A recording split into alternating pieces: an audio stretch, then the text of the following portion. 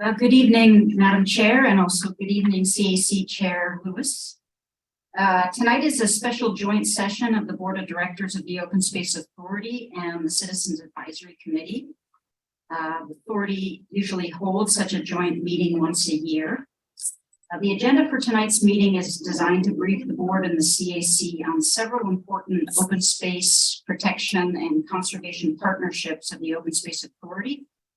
We are very grateful that our colleagues at Santa Clara County Local Agency Formation Commission, or LAFCO, Santa Clara Valley Habitat Agency, Santa Cruz Mountain Stewardship Network are joining us this evening, and also that OSA staff are here to present on the status of OSA's Justice, Equity, Diversity, Inclusion, and Access, or JEDIA work.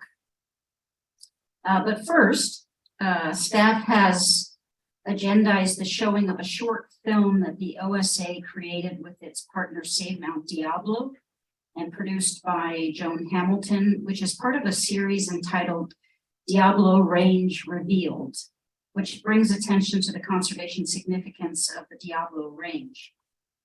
This recently released film highlights the protection of Coyote Ridge and the Coyote Valley landscape linkage connecting the Santa Cruz Mountains to the Diablo Range. So with that, I think we're ready to get that part started. Should we call roll first? Okay. All right. So you want to call the roll for the board? Director Kennett. Here. Director Flaher. Here. Director Chapman. Here. Director Annable. Here. Director Alexander. Here. Director Potter is not here. Director Gill. Yeah. All right. Hey, thank you. The meeting of the Santa Clara Valley Open Space. The mic is live. All right, let's take two. Thank you, Director. The meeting of the Santa Clara Valley Open Space Authority Citizens Advisory Committee is now called to order at 6:41. Would you please be so kind as to call roll? Aaron Gill. Here. Frank Kinsella. Not present. Robert Sippel. Here. Allison Falwell. Here. Lauren Lewis. Here. Raymond Mueller. Not present. Raj Banat. Not present. Justin Fields. Here. Dan Kinney. Here. Lonnie Wong Bissett. Not present. Kathy Sutherland. Here. Steve Mink. Here. Ed Von Rennen. Here. Mara Burton. Here. Peter Pham. Not present. At this point in time, is there any public comment? Anybody wishing to speak before a joint board and CAC? Not that is not on the agenda. Any item just on the agenda.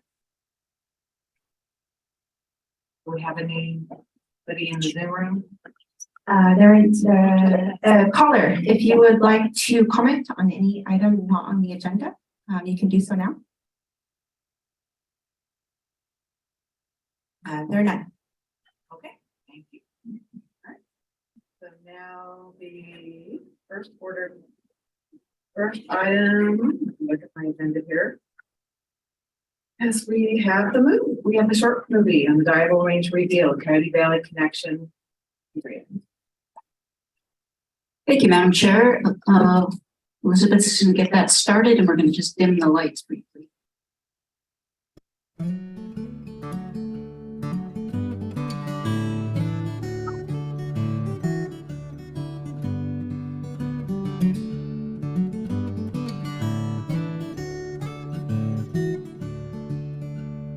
Our story starts with a butterfly that used to be common around the Bay Area.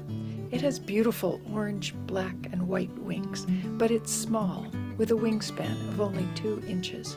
You might not even notice it if it flew into your garden, and these days it's almost gone. But it's far from forgotten. This creature, the bay checker spot butterfly, has become a key player in conservation south of San Francisco Bay. Land purchases made to protect the butterfly in the Diablo Range have aided efforts to restore a wildlife corridor in Coyote Valley. And that has brightened hopes for the survival of wide-ranging species like badgers and mountain lions in the Santa Cruz Mountains. It's a classic story of the butterfly effect, in which a flap of wings from a small creature can influence events in the larger world. But in this particular version of the story, the butterfly got help from endangered species laws, a tenacious biologist, and an audacious agency, the Santa Clara Valley Open Space Authority. In March 2022, a delegation from Save Mount Diablo traveled down to San Jose to chat with some of the people who made it all happen. You turned one of the largest cities in the United States away from dreams of developing this into the next annex of Silicon Valley, and instead protecting the most important connection between the Diablo Range and the Santa Cruz Mountains. Yep. It was like a massive defensive effort for decades to keep it from getting developed. And then finally, the forces all converged for good.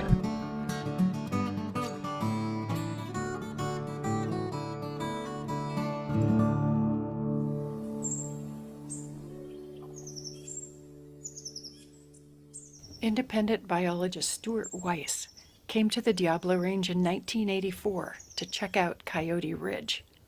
He knew its serpentine soils would make it good habitat for a butterfly he'd been studying with Stanford professor Paul Ehrlich. I had just graduated from Stanford with my bachelor's degree, and we came down here and we discovered the mother lode of bay checker spot butterflies on the mother lode of serpentine outcrops. And I'd been in a lab that had been studying the checker spot for decades, and it was like, oh, this is the place. We can finally do all the science, and it's been a scientific gold mine. The bay checker spot was listed as a threatened species in 1987. Habitat loss to sprawl was one reason for its decline, but Weiss's studies revealed two other culprits. First, nitrogen pollution from tailpipes and smokestacks was fertilizing non-native grasses, which can smother the native plants the butterfly needs. The second problem was a reduction in cattle grazing. Taking cattle off the land also boosts the growth of those non-native grasses.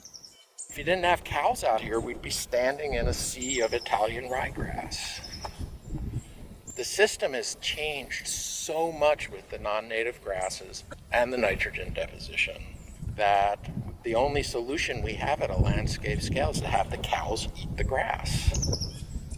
In a landmark article in 1999, Weiss published data showing how cars, cows, and butterflies were intertwined.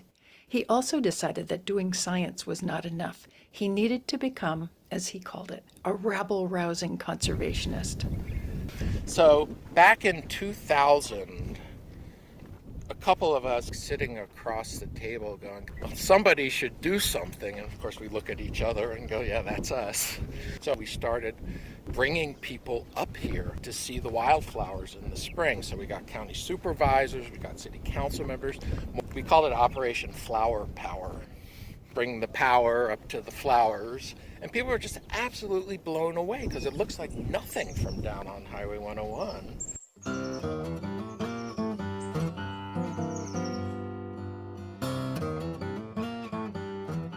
When a gas-fired power plant was proposed in South San Jose, the Endangered Species Act came to the rescue. Weiss's nitrogen studies convinced the authorities that more land needed to be set aside for conservation. Then that just snowballed. More power plant projects. They're widening Highway 101 from 2 lanes in each direction to 4 lanes in each direction. The biological opinion said you have to enter into a habitat conservation plan. That's the only way we know how to deal with the regional growth. So 2013, we had a habitat conservation plan. And that was based largely on the increased nitrogen emissions from increased traffic is having a disproportionate impact up here. And you got to mitigate for it. The Habitat Plan unlocks state and federal funding for conservation. Private foundations made major investments too, as did the City of San Jose and Peninsula Open Space Trust. De Anza Community College students were collecting data. Groups like Green Foothills were working hard to stall development proposals. And the Santa Clara Valley Open Space Authority stepped in to create a conservation vision for the entire region.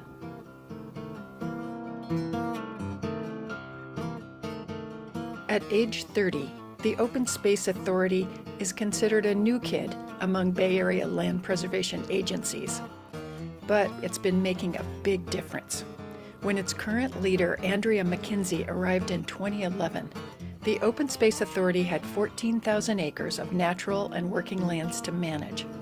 A decade later, it has almost 30,000 acres, including Mayan Oyakma, Coyote Ridge Open Space Preserve. And that's where we're headed today, a soon-to-be-opened preserve with a Chochenyo name to honor the indigenous people who have lived near here for thousands of years. It's a gateway to the Diablo Range, home to elk, eagles, badgers, mountain lions, and of course, the Bay checker spot butterfly.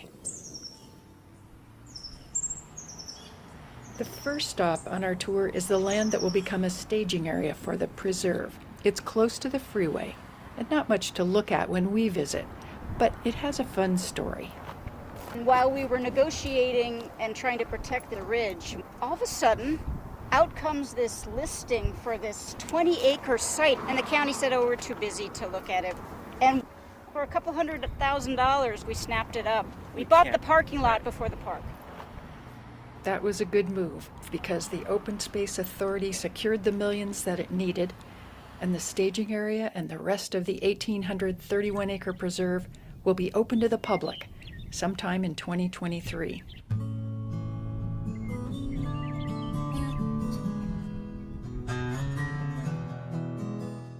Visitors who come in the spring should see stunning splashes of iconic California wildflowers, even a few endemic ones which grow nowhere else on the planet. We're greeted first by yellow wallflowers and later by fragrant fritillaries. This is a rare species. It's a beautiful little native lily, Fritillaria liliacea, and very patchy. So there's like 10,000 plants in this area here. There's another patch that has like 2,000 or 3,000. It's very, very particular in its habitat preferences. The primary host plant for the larvae of the Bay checker spot is here too. It's Plantago erecta, or dwarf plantain.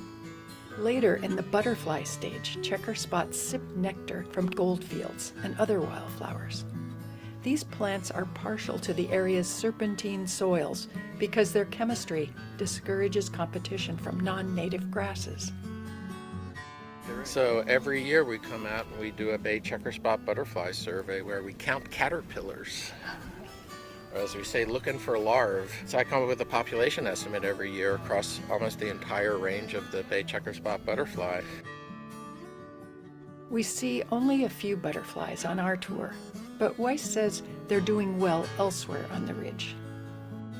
We've had boom years where we'd be standing out here and you'd just be seeing Bay checker spots flying all over the place. And this year they're down by a factor of about 100 from a couple of years ago, but that's what insect populations do. Seth Adams puts Weiss on the spot. Does he see himself as the grandfather of Bay checker spot conservation? The Bay checker spot is my muse, science and conservation muse. It's everything I ever learned about science and conservation, truly learned it, came out of the work I did with the butterfly. Okay, so what is Coyote Ridge to you? Center of the universe.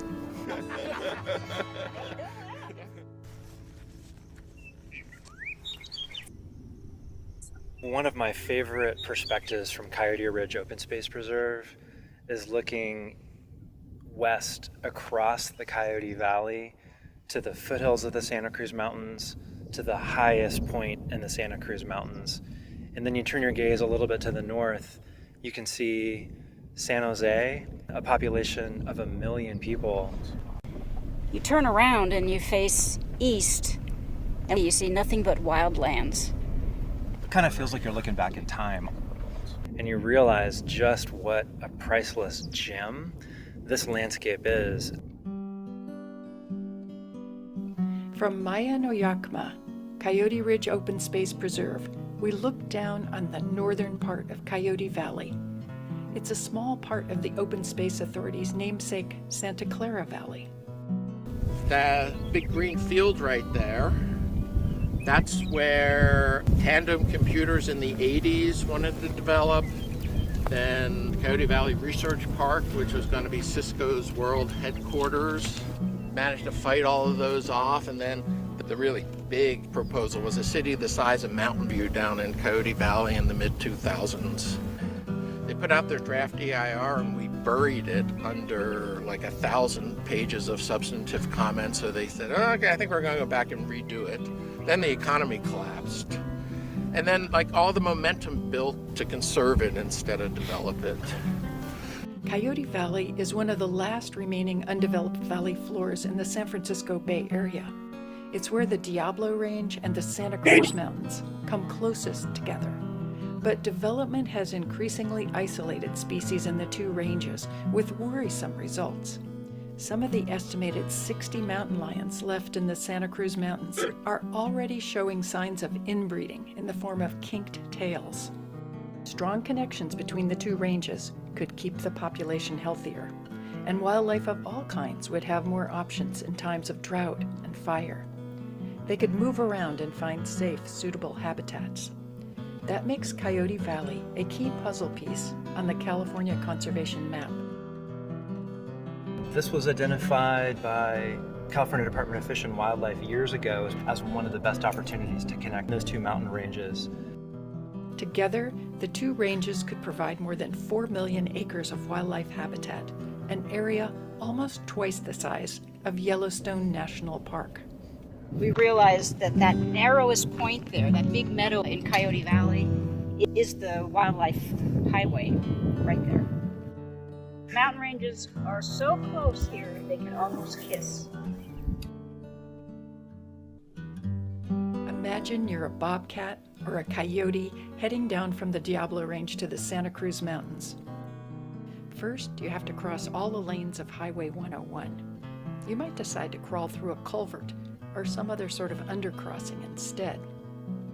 Then you wend your way through a maze of lands in the valley until you get to Monterey Road. It has 2 lanes in each direction and a 4-foot concrete barrier with a 2-foot chain-link fence on top. That wall makes Monterey Road even deadlier for wildlife than Highway 101. Our work is to dramatically improve the situation through constructing many other culverts that are designed specifically for wildlife. And then we're also in the early stages of feasibility studies for a new dedicated wildlife bridge that would go over Monterey Highway and the future alignment of high-speed rail.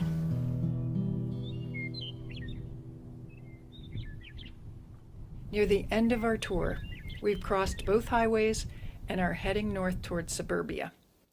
But there's one stop left, a pullout at North Coyote Valley Conservation Area. Within it is a seasonal wetland called Laguna Seca, or Dry Lake. Once 10 times larger than today, Laguna Seca is still the largest undeveloped freshwater wetland in the Bay Area. There's a gate at the entrance with a bobcat silhouette, but we can't go in just yet. First, the Open Space Authority and its partners want to undo decades of dredging, damming, and channelizing. It's one more example of the butterfly effect.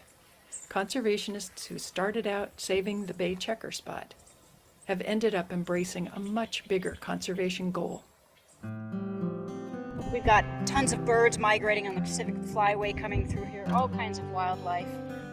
The studies we just kicked off is to restore this whole area for wildlife connectivity and for watershed restoration. We're putting Humpty Dumpty back together again here in Coyote Valley. We really are. This is audacious that people are saying we're going to defy the pressure of Silicon Valley and we're going to put back this connection together between the two mountain ranges. Timing is everything. In 2017, the biggest floods to hit downtown San Jose in 100 years hit on Coyote Creek. That allowed us to piggyback on that story and on climate change and on the wildfires that came from both the Santa Cruz side and the Diablo side, and just to say, hey people, the time is now. Adams looks at these plans with more than admiration. His organization, 50-year-old Save Mount Diablo, is expanding its geographic area from Mount Diablo down the 200-mile-long Diablo Range. We're expanding to the 7 northern counties of the Diablo Range, including Santa Clara and San Benito south of here. And so the connectivity that's exciting to me is between our organization and this agency and what that's going to mean in the coming decades. When I came to the Open Space Authority, I didn't imagine there would be a meeting where Save Mount Diablo would be with the Open Space Authority talking about how to scale up and be looking at landscape conservation over 100 or 200 miles. So thank you, sir, for your audacious vision. We will come back in 20 or 30 years and hundreds of thousands of acres of the Diablo Range will have been protected in the meantime, and we won't be at 24% protection in the Diablo Range. We'll be closer to 50% or 60% or 75% like we are around Mount Diablo. When somebody comes back here 30 years from now, what's it going to be like? This will be a restored wetlands. There'll be overlooks for the public to do environmental programs. And the bobcats will be real. Yeah. They are real around here, actually.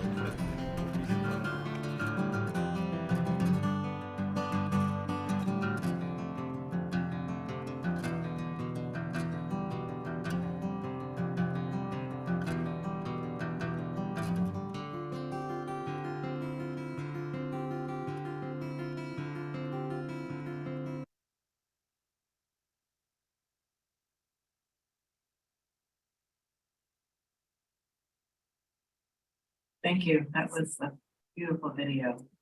Kind of brings you back in time. Right. Next, there we go.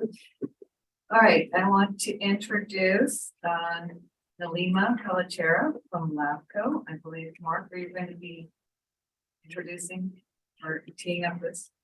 Yes, thank you. Presentation on LAFCO. Yeah, thanks, Madam Chair. So, good evening, directors, members of the Citizens Advisory Committee. Mark Landgraf, External Affairs Manager here at the Authority. So, I'm really honored to introduce this item very briefly before I hand the microphone over to our guest speaker. Nalima Palachera has been and currently is the Executive Officer of the Local Area Formation Commission, or LAFCO, in Santa Clara County. Very important agency. There's some information in your packet, but I'm sure Nalima will be telling us quite a bit more about the work of the agency. What I want to really point out primarily is that we are so fortunate to have Nalima at the helm of this agency through the excellent work that she and through her guidance, her staff have done over the years to fulfill the mission of LAFCO.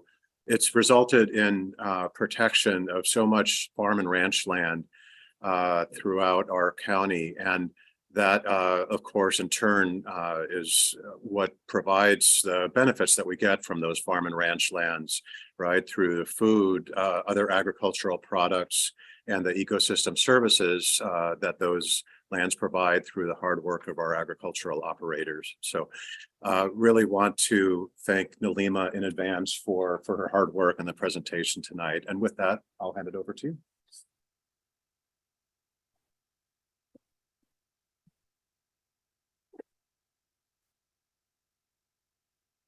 Thank you, Mark, and good evening, everyone. LAFCO and the Open Space Authority have a very important goal in common. They share a very important goal, which is to preserve farmland and open space. Now, how many of you have heard of LAFCO? Wow, you guys, you're a very informed audience. Kudos to you and to the Open Space Authority staff. it's not unusual for those of you who haven't heard of LAFCO. It's not unusual. LAFCO has oftentimes been described in the media as a powerful yet obscure agency. And we hope through presentations such as this, small steps, but we want to take away some of that obscureness, and we want to work towards expanding the understanding of the community for what LAFCO does and why it's important. So this is a great opportunity. So thank you very much for this. Thank you for your time too on this. So throughout this presentation, you'll see the many connections and the interdependence between the work that LAFCO does and the work that the Open Space Authority does. And you'll see how LAFCO, through its using its regulatory power over urban service area expansions and over service extensions, prevents sprawl and into rural lands and into open space and to farmlands. So with that, just a little bit about myself too. I serve as the executive officer of Santa Clara LAFCO. I've been in this position for over 20 years now. I have a planning background, and prior to LAFCO, I worked at the county planning office. So let's begin. We'll go over a little bit of history on why LAFCO was created and what LAFCO does, and a little bit about some key programs and policies. This version of this presentation that we usually do is a very condensed version. It usually goes over an hour and a half, and I think I have about 20 to 25 minutes, so I'll go quickly through these slides. Okay, let's see, how do I do this? Enter, right? No? Oh, there you go. Thank you. So let's see.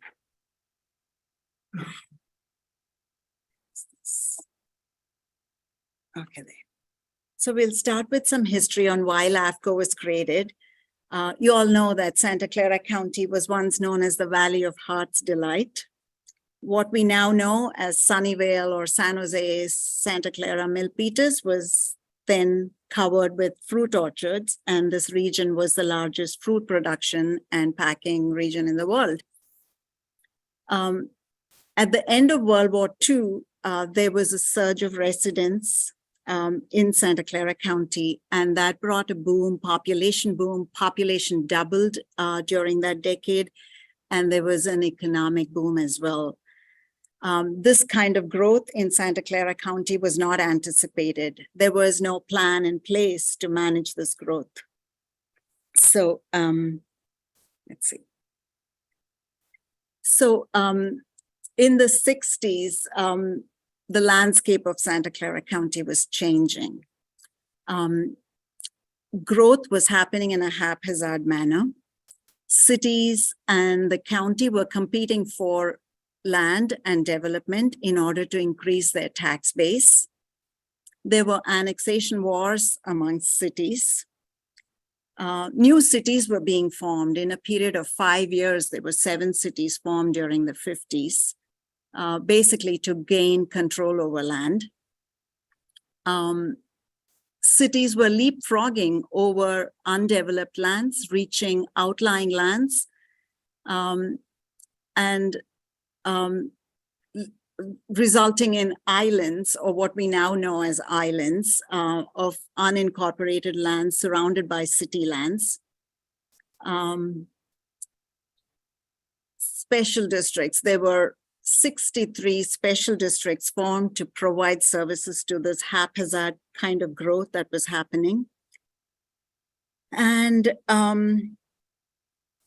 it was becoming very difficult and costly to provide services to this kind of growth. We were losing farmland, and there was no strategic planning happening as to how this growth would happen. So this was happening in other parts of the state. And at that time, agriculture was the largest industry in the state, and the state wanted to take action, and they created LAFCOs and gave LAFCOs the power to regulate local government boundaries and gave LAFCO the mandate to preserve farmlands and open space, to curb urban sprawl, and to encourage efficient delivery of services.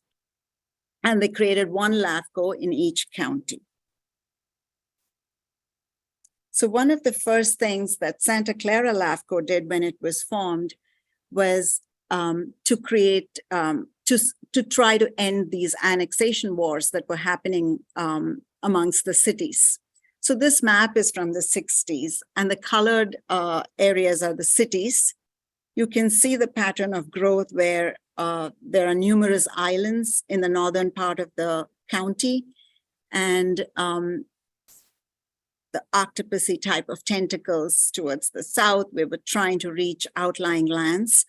An example of a defensive annexation is where Morgan Hill was annexing towards the east to prevent San Jose from coming further south and annexing their areas.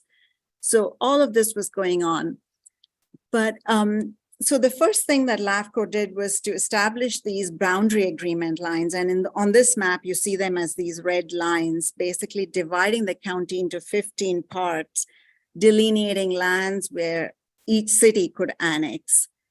That sort of put a little bit of a stop to these annexation wars and allowed the cities and the county and LAFCO to sit down and have conversations about how to plan for the future. And these discussions eventually led to the development of these policies called these countywide urban development policies. These policies were adopted jointly by the county, the 15 cities, and LAFCO in the early 70s.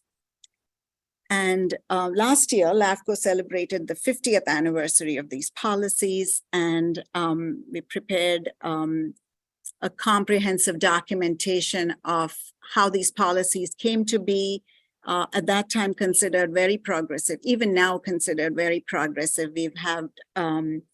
We've had other counties talk to us about how did you ever reach these kinds of agreements 50 years ago. We can't seem to be able to do that in our county. Again, like the video said, it was timing, I guess. And that's what we lucked out with.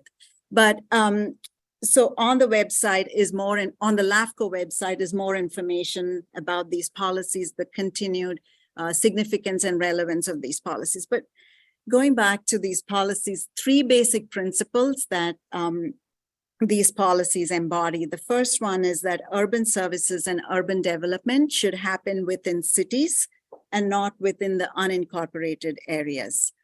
The second one is that cities are responsible for planning for urban development within explicitly adopted urban service area boundaries, and future amendment of those urban service area boundaries is subject to LAFCO approval.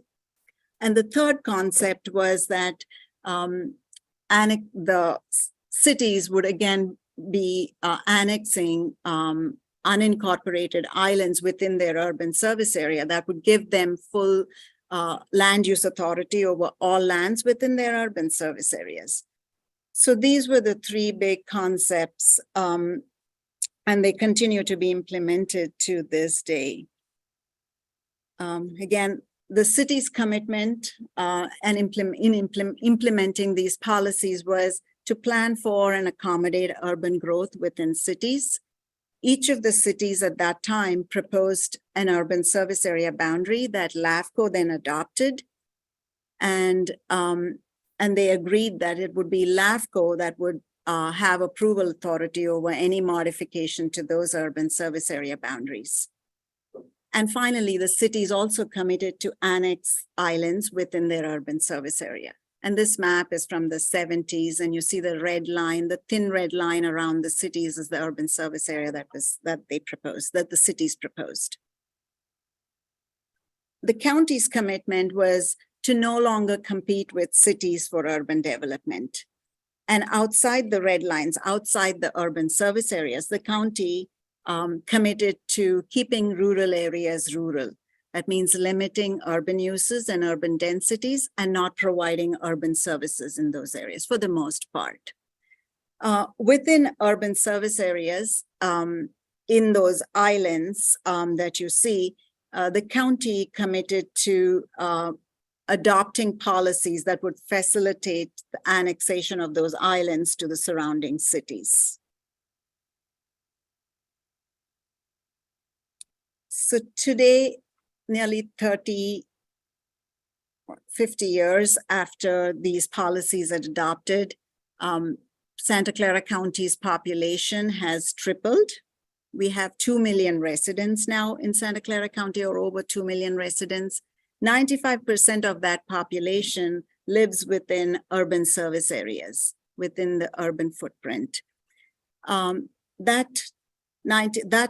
The land that the urban service areas occupy is only less than a quarter of the total land area, only 23% of the total county's land area.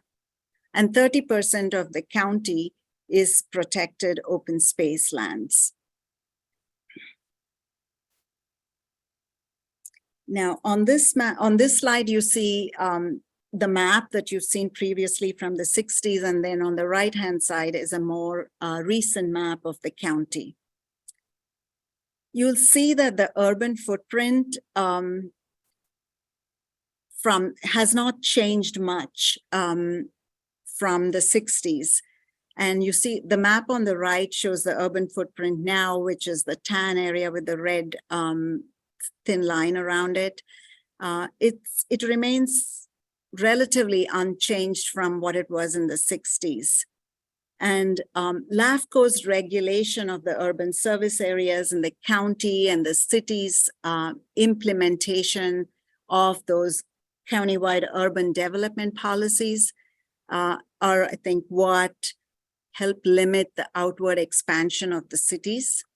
And that in turn has allowed agencies such as yours to come in and do the preservation work and that's why we have been able to have this informal network or green belt of protected open space so close, in such close proximity to the urban areas and surrounding the urban areas. On this map, the light green is the protected open space and the dark green is the few acres of farmland the prime farmland that we have left in this county.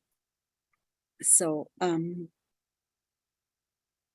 so that's that. So what is LAFCO? LAFCO stands, of course, for the Local Agency Formation Commission. It's a state mandated local agency. It's an independent agency, not part of the county or any of the cities.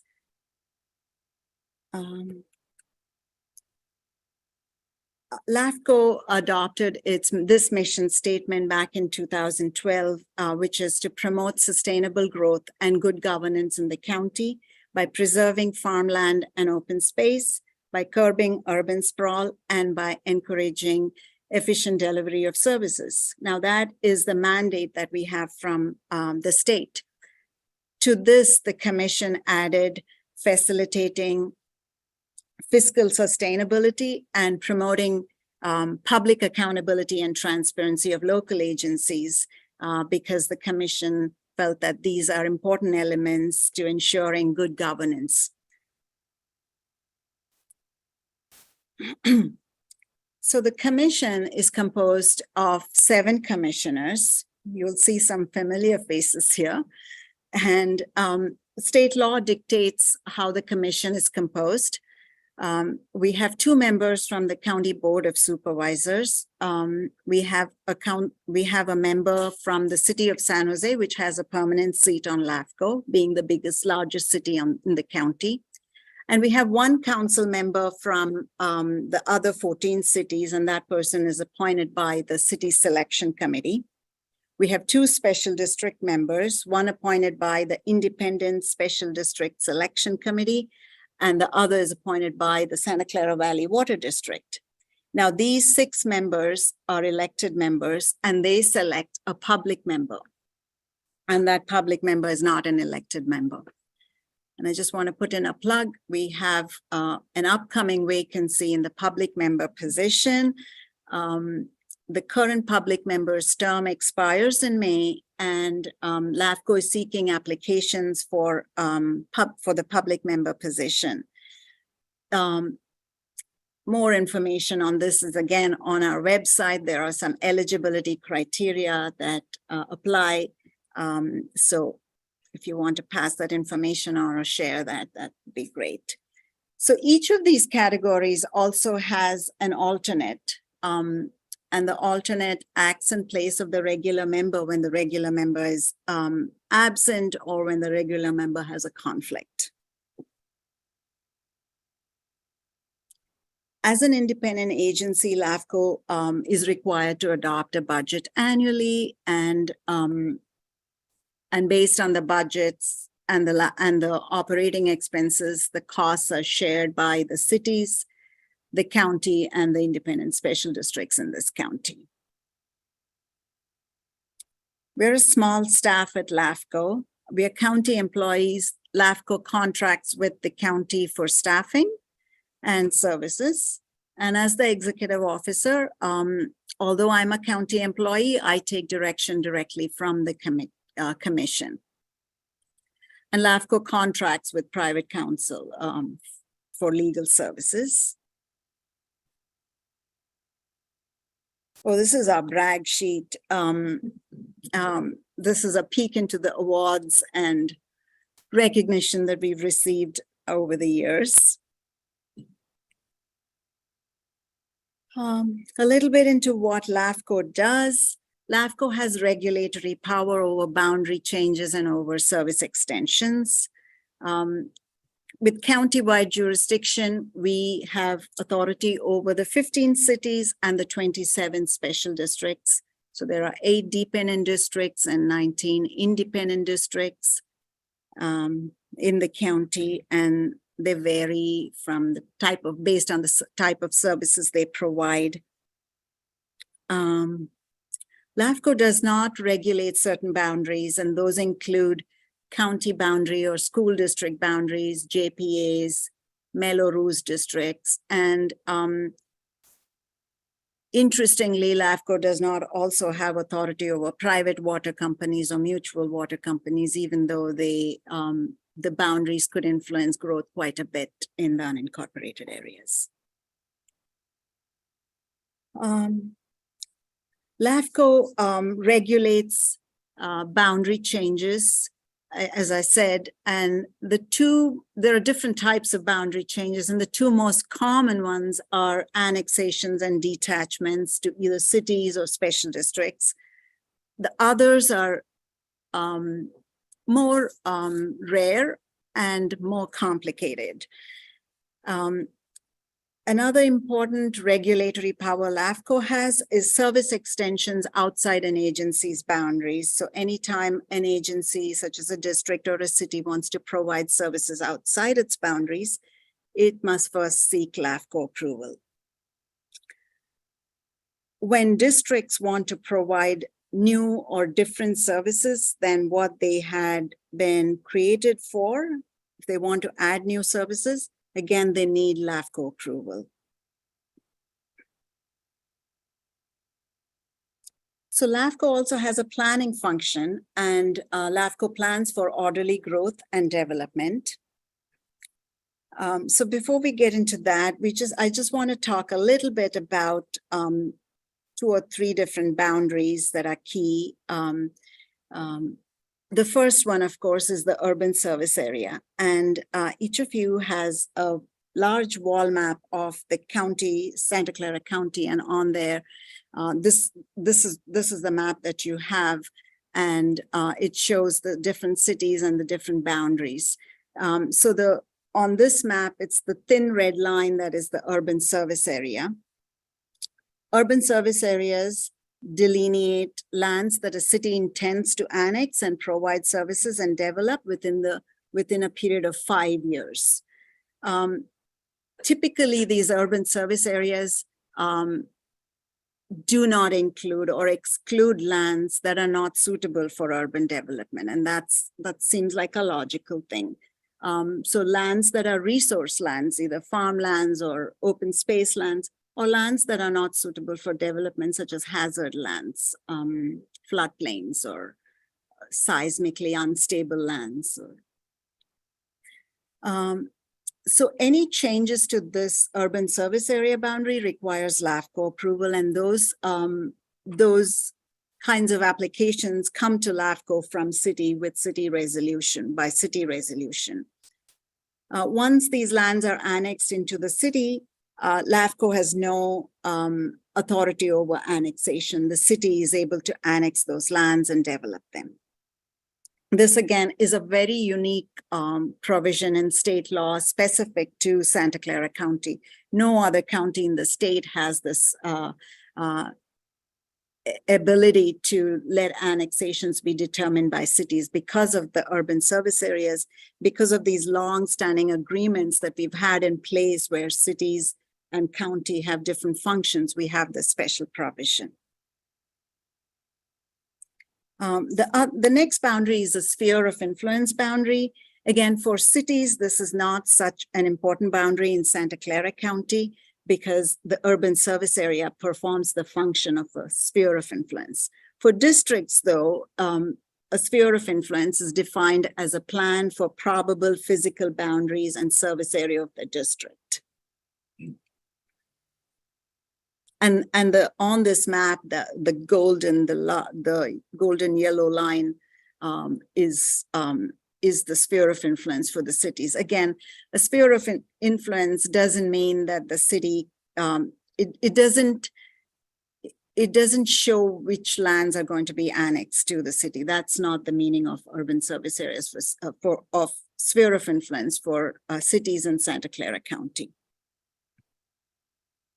The third boundary is the urban growth boundaries. And these are, the function of these boundaries are very similar to an urban service area. Lands within the urban growth boundary are meant for development, outside they're meant for conservation. But these are not boundaries that are required. They're not LAFCO regulated boundaries. These are boundaries that a city may choose to adopt. And some cities in this county have adopted them. Not all of them are equal. Not all of them, they're a mixed bag when it comes to how stable they are or what they actually mean. Some boundaries include vast amounts of land beyond what's in the urban service areas. Some can be easily modified. Some require voter approval. So they are different. And so LAFCO plans, and the way LAFCO plans for orderly growth and development is by reviewing or having the ability to review and act on cities' urban service area amendment proposals. We also have a thing called service reviews that LAFCO is more recently has had to conduct, and that helps with identifying governance and service issues and acting on those. LAFCO has the ability to conduct special studies, and then LAFCO is also required to review spheres of influence once every 5 years or as necessary. I think we'll skip this slide. So urban service area amendments is a key tool that is the premier way for LAFCO to ensure orderly growth and development of cities. So how does LAFCO evaluate an urban service area amendment proposal? The first and foremost, the biggest thing that LAFCO looks for is there a need for this urban service area amendment proposal? Is there a need for the city to extend its boundaries? Does the city have vacant or underutilized lands already within its existing boundaries that they could accommodate the development that's proposed for the extension. Other things that we look at is the proposal affecting farmlands? Is it proposing to convert farmlands or open space lands? Very importantly, does the city have the ability to serve these lands without detracting from service levels to its existing residents? Can the city fund these services? Other things include whether the boundaries are logical, orderly, or whether there are any growth-inducing impacts. Is it consistent with the regional transportation plan, which is the planned area? Is it consistent with city, county general plans? And more recently, we've had to look to see, is the proposal area located in a very high fire hazard zone, which is not really appropriate for for urban type of development. So these are just a list of, a small list of considerations that LAFCO has. We look at a whole bunch of things when we look at urban service area amendments. Another important one is this whole thing about services by contract outside of jurisdictional boundaries when a city provides services outside its boundaries. Services influence where growth happens, and the boundaries, jurisdictional boundaries, define where an agency provides services. But when an agency provides services outside those jurisdictional boundaries, they're basically undermining the purpose of those boundaries. And the state legislature recognized that. And in 1994, they decided that there must be a law where anytime an agency, a district or a city wants to provide service, they must come to LAFCO and get LAFCO's approval prior to extending service. So that's why we have that. In this county, service extensions into unincorporated areas are generally discouraged just because of those countywide urban development policies we talked about, where the county does not provide urban services in the unincorporated area. They want to keep those rural lands rural.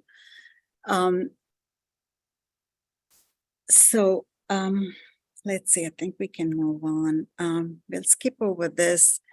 We have a big program to promote island annexations, service reviews. Again, this came about in 2000 when LAFCO's mandate is to promote efficient delivery of services. And again, the state legislature felt that if LAFCO doesn't truly understand how services are being provided in the county, how will it be able to fulfill its mandate? And therefore, they required the service review, that LAFCO conduct these service reviews, understand comprehensively how services are provided in the county, document that. And so we have a big program that I think I'm going to skip for the most part. There's a lot of information on our website about service reviews, the various service reviews we've conducted so far, and what's going on right now with the fire service review as well.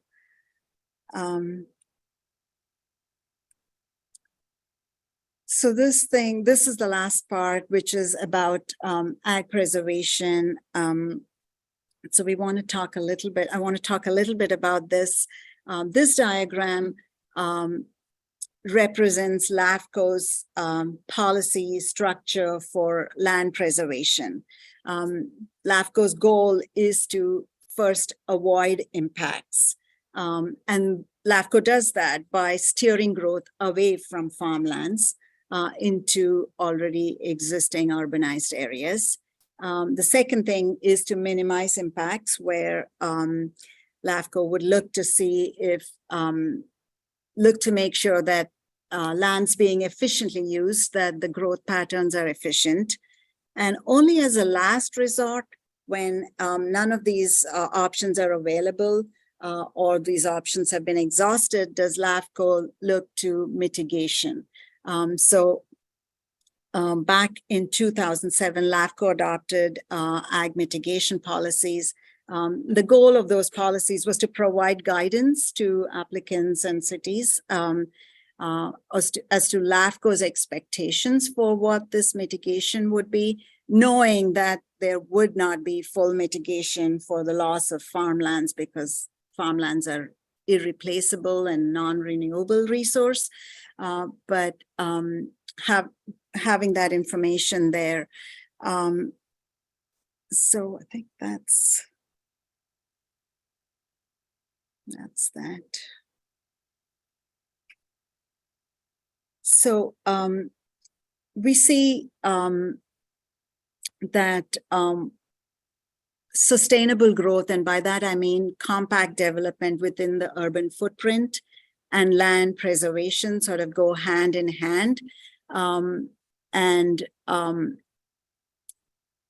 Basically to build climate resilience, to build economic resilience, and they are sort of inseparable. So we think of how and where we decide to accommodate growth directly has an impact on open space and farmland preservation. This is the choice we have. Is it sprawl or is it compact growth with its ongoing benefits? And I would be preaching to the choir, I think, if I did more on that. This one, in the last 30 to or a little more than 30 years, many cities have limited their outward expansion and have been able to accommodate growth within their existing boundaries. The city of San Jose, for example, was the poster child for sprawl, but in its most current general plan, it does not anticipate expanding out. It's looking to accommodate its growth within its boundaries, and that's the reason agencies such as yours can come in and do the protection work, and San Jose can partner with agencies such as yours and invest in open space and farmland, such as in the Coyote Valley area.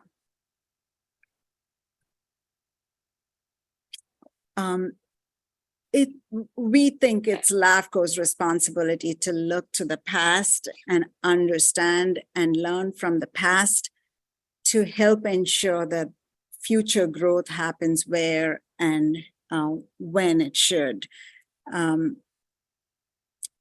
Just last few slides. This is about how LAFCO makes decisions. When LAFCO receives boundary change applications, LAFCO staff review the application, prepare a notice of public hearing, prepare a report with recommendations, taking into consideration state law and local LAFCO policies that have been adopted by the commission. And at a public hearing, the commission considers public testimony, it considers the staff report, and each commissioner makes independent judgment on how to further the purposes of LAFCO and how to take in the interest of the public as a whole into making that decision.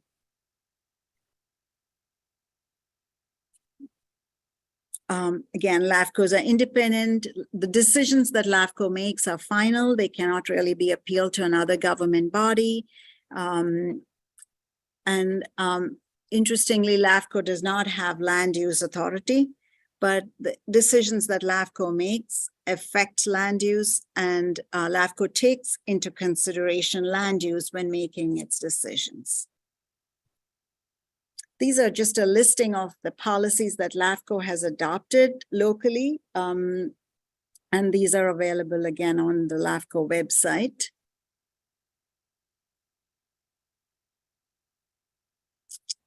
The work that LAFCO does yields real on-the-ground benefits. This is just a slide to show the different benefits that LAFCO work provides. And that's it. There's a lot of information on the LAFCO website. I invite you to look at the LAFCO website. There's more information on service reviews and special districts there as well. So that's it. Thank you. Thank you for the time. And I'm happy to answer any questions. Thank you, Nalina. That was a very good presentation. I'd like to open up to comments from the board. Wow.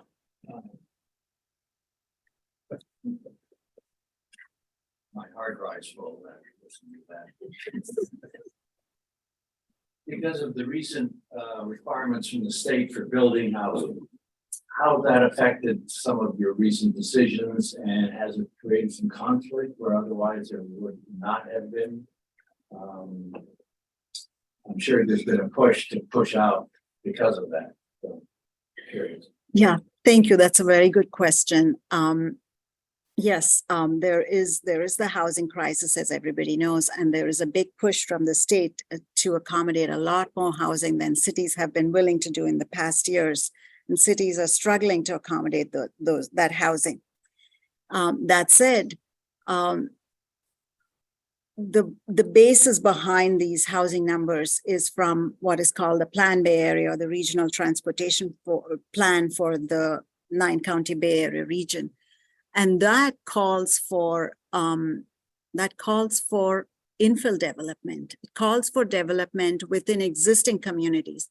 And the whole goal of this is to reduce greenhouse gas emissions.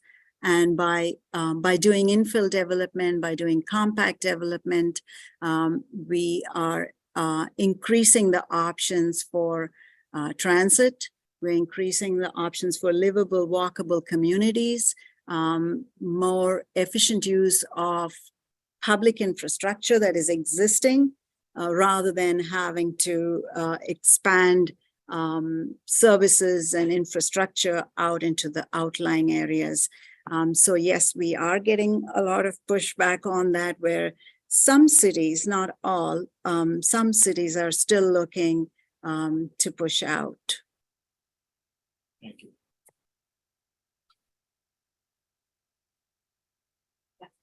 I know, thank you for the wonderful presentation. I know there's a lot there from AFCO.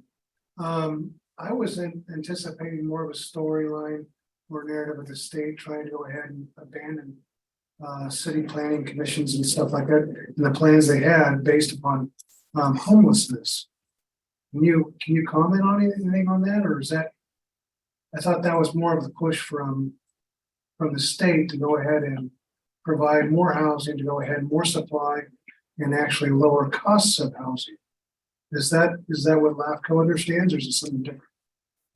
Yes, there is a push for housing, but I think I'm not sure exactly what are you referring to, this the builder's remedy, and is that what you're thinking about now? I guess maybe I'm misunderstanding what the state is trying to do by abandoning planning for local cities up until 2025, I believe. So if you had a plan in place as a city that was scratched or eliminated, now there's a lot of pressure being put on cities to actually add more housing units. Am I misunderstanding? Yeah, I'm not exactly sure where what that is, but I'm wondering if it is to do with, each city is responsible to develop a housing element and show how the city is able to accommodate the number of housing units that each city has been allocated. And when a city is not able to meet their housing element number, the number that the allocation, the RHNA allocation that they've been provided by the state, there is this thing where developers can come in and propose a development, and the existing rules that apply to most development would not be applicable. And maybe that's what you're thinking about. Yeah, I just see like they're trying to fast track through the planning stages. They and are avoid making a lot of things that actually lie within your within your sphere of influence, which is planning. And I think there might be some contradictory efforts in both those efforts, so I just looking for some comments. Thank you. Any other questions or comments? Ready? Okay, Lima, thank you very much. Do we have any public comment? Any members of the public who are calling in can or hit *9 to raise their hand. If they would like to comment on this item. Okay. Again, thank you very much for the excellent presentation. Thank you, Director Chapman. Our General Manager, Andrea McKenzie, will be introducing Edmund Sullivan for a presentation on new business item number 2, the regional partnership work briefing from the Habitat Map. Thank you, Mr. Chair. Good evening, Board and CAC. It's my pleasure this evening to welcome our close colleague, Edmund Sullivan. He's the Executive Officer of the Santa Clara Valley Habitat Agency. And I have this right, Edmund, you've held that role since 2014. I'm not going to steal his thunder. He has a lot to share with you, but he will be providing an overview of the Valley Habitat Agency's mission, how the agency works, their priorities, and importantly, how the agency coordinates its conservation work with other agencies, including the Open Space Authority. So welcome, Edmund. Thank you, Andrea. Pleasure to be here. Meeting most of you, I think, for the first time. And we all battled to get in here with the weather tonight, huh? Wasn't that fun? So thank you. You're quite tall. We'll try. So when Andrea reached out to me and said she wanted me to come and meet and speak before the joint board, I viewed it as quite an honor. And she said, you know, there's a lot of new members both on the board and the citizen committee, and she thought it'd be a good idea to remind you all what an important partnership that the Open Space Authority and the Habitat Plan, the Habitat Agency have. And the film that was shown certainly highlighted that when it was talking about the Bay checker spot butterfly, and Stu talking about what precipitated the development of the plan and some of the funding that came in that helped OSA purchase that important property up on Coyote Ridge. So the structure of my presentation is to sort of do an overview, kind of like a Habitat Plan 101, then getting into sort of the nuts and bolts of implementing the conservation strategy, then looking at the funding and the establishment of our endowment for in perpetuity management of the lands that we're charged with protecting, and then just a overview of a lot of the things that we work with your organization on, and how important of a strategic partner that OSA is. So we're both, so as Stu alluded, there were certain species that triggered the development of the plan and certain development actions like the expansion of Highway 101, Metcalf Power, Gilroy's proposed expansion of their sewage treatment plant that precipitated the need where the federal government put pressure on local governments around here that if you want to do this, you're going to have to develop a habitat conservation plan. And that's through the Federal Endangered Species Act. There's provisions within it called Section 10 that allow for the development of a habitat conservation plan. And the state has a sister process that they call the Natural Community Conservation Plan process. And that's, I'll be referring to that as the NCCP. So what the plan does is provide mitigation, sort of a playbook for mitigating impacts to covered species and natural communities, and conservation beyond that mitigation. So if a project comes in and they're affecting endangered species habitat like the Bay checker spot, in the past, they would have to negotiate those impacts with the federal and state government. Now it's part of the local land use decision-making process, so it's localized. And so basically, local government and the Habitat Agency are implementing federal and state permits. And then because we're implementing an NCCP, this is where our mission aligns very much with what OSA does. It's about conservation and recovery of those species and their natural communities.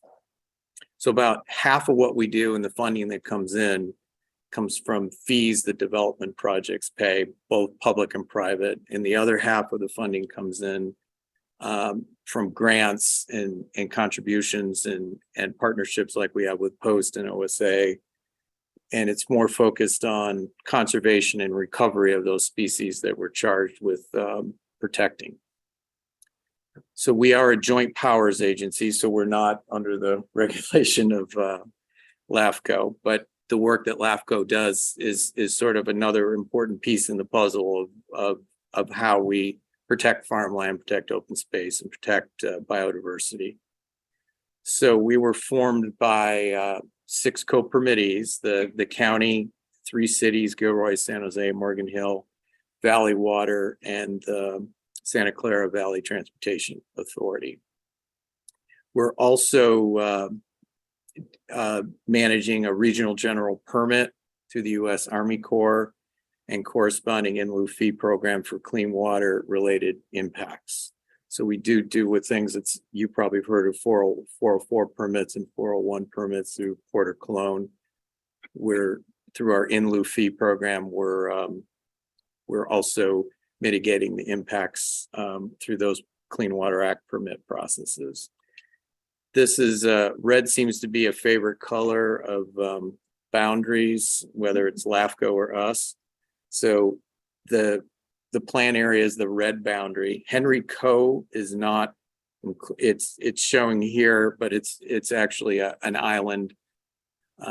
So Henry Coe is not part of the plan area. And you can see it extends up into the Alviso area, all the way down to the county line in with San Benito. And over the 50-year permit, we're supposed to protect over 46,000 acres, 100 miles of stream, and restore nearly 10 miles of stream. Restore up to 75 acres of wetland, up to 353 acres of riparian habitat, and create up to 72 acres of ponds. The ponds are important because they're important for the red-legged frog and the tiger salamander. So these are the 18 species that were originally determined that needing coverage. Many of them are either state or federally listed plant and animals. Some aren't, but the reason why they show up in this list is because of the potential for them to be listed in the future. So 2 species, the tricolored blackbird and the yellow-legged frog, weren't listed when this plan came into existence, but now they are. And the western pond turtle is being considered for federal listing. So here's just some pretty pictures. Some of them are from OSA staff. Thank you. And you can see there's the bay checker spot again on I think that's that's looping up in the corner. I don't know what flower that is. I'm not a botanist. So, and here's some of the wildlife that we're charged with protecting. Because we're gluttons for punishment, we're doing a major amendment to the Santa Clara County or Santa Clara Valley Habitat Plan.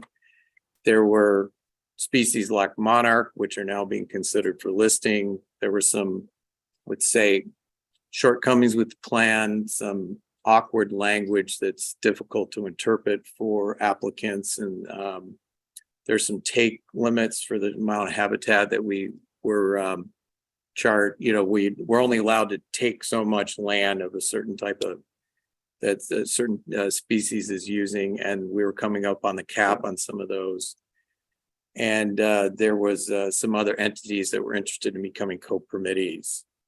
And Valley Water decided they wanted their stream maintenance program covered by the plan. So all these things sort of triggered the need to do a major amendment. And we also, while we were doing this, we thought about expanding our plan boundary, which you can see in this map. That area in the northeast in green, we're going to expand the boundary into that area for conservation purposes. So we won't be providing any take coverage, possibly for some county projects. And in all those like red spaghetti tendrils, that's for our new co-permittee, San Jose Water Company, and also potentially for the county and Valley Water with their stream maintenance program. So these are some of the new species that we're proposing to cover. There's 8. The good news is there are Swainson's hawk now nesting in the plan area. Loggerhead shrike is a species that's been in decline across North America. It's a listed species in Canada. It's also listed in 14 other states. There is the potential of it being federally listed. I think we all know about monarch and what's happening. Bumblebees across and pollinators across the world are not doing well. One of them is in this county, Crotch's bumblebee. Mountain lion, the Central Coast population, is being considered for state listing. The badger isn't currently listed, but it potentially could be. And then there's a couple plants. We're also considering Alameda whipsnake, golden eagle, and bald eagle. The problem with the eagles is there's a separate act called the Bald and Golden Eagle Act that regulates eagles, and we're not sure we can merge Section 10 of the Endangered Species Act with the Eagle Act to provide, sort of integrated permitting. Maybe a bridge too far, but we are going to try. So implementing the conservation strategy. So to date, the Habitat Agency has acquired nearly 11,000 acres, and some of that is conservation easements like on Coyote Ridge. We expect to acquire another 5,000 acres by the end of next year. That certain things have to happen for that number to be reached. To date, we have almost 5,200 acres enrolled in the reserve system. So we only get credit for the lands that we own or that we, like in the case of Coyote Ridge, we have a CE over it, is when the CE is over the land. So the federal and state government doesn't recognize land that we own if the CE isn't in place. So even though we own it, we don't get credit for it. So that's why that number is less. So we're working with the Open Space Authority to get a CE over Tilton, where we'll transfer the land over the Open Space Authority. We'll put our CE over it. Then it'll count towards that 5,200 acres.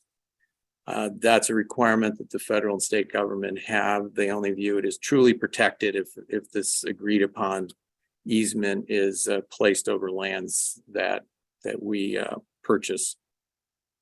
So all preserved lands are managed for biodiversity and natural resource values. Certainly we appreciate all the, the recreation that county parks and OSA does, but that's not our mission. There is trails that will be on a lot of the lands that we own or have CEs on, but our mission is more the side of your mission, which your film was focusing on today. That's completely what our mission is. So here's just some of the summary of acquisitions through 2023. And the first one was when OSA acquired Maya. Oh, how do we say that? Thank you. And the Open Space Authority acquired it in 2015. There was federal and state funding that was earmarked for the habitat plan that was used to acquire it. The easement was put over it, and it was the first property, and for a while the only one that was enrolled in the reserve system because of that CE.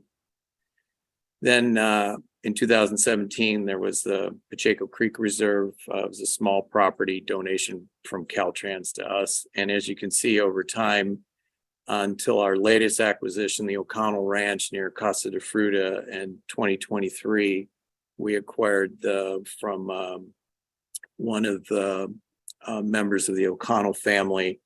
The property that they sold, we closed on that with the Conservation Fund helping out in February.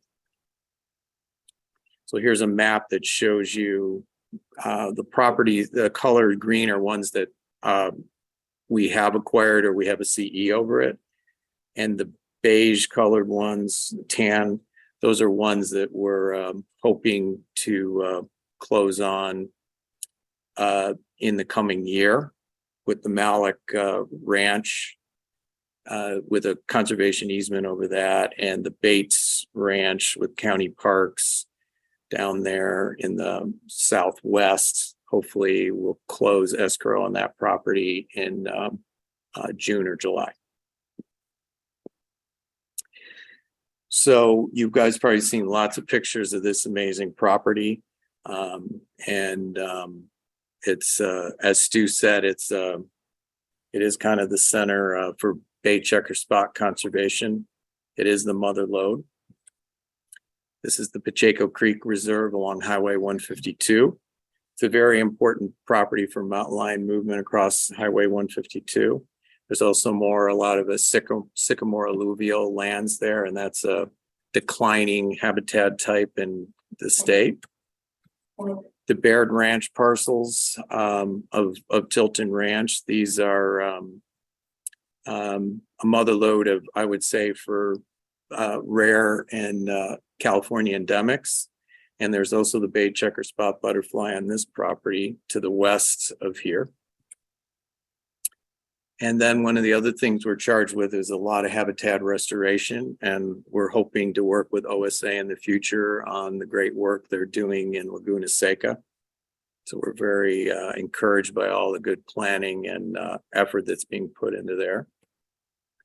So we did a couple projects in some county parkland. We did a wetland and a pond restoration at Calero. And on Coyote Ridge, we did 2 ponds, and one of our biologists was up there a couple weeks ago and did find some CTS eggs in one of those ponds, California tiger salamander eggs. And these are 2 ponds that are on the OSA property that we worked in collaboration with OSA to fix. Justin is the grazer out there, and hopefully there'll be some water for your cows out there this year, Justin. So yeah, they're looking good.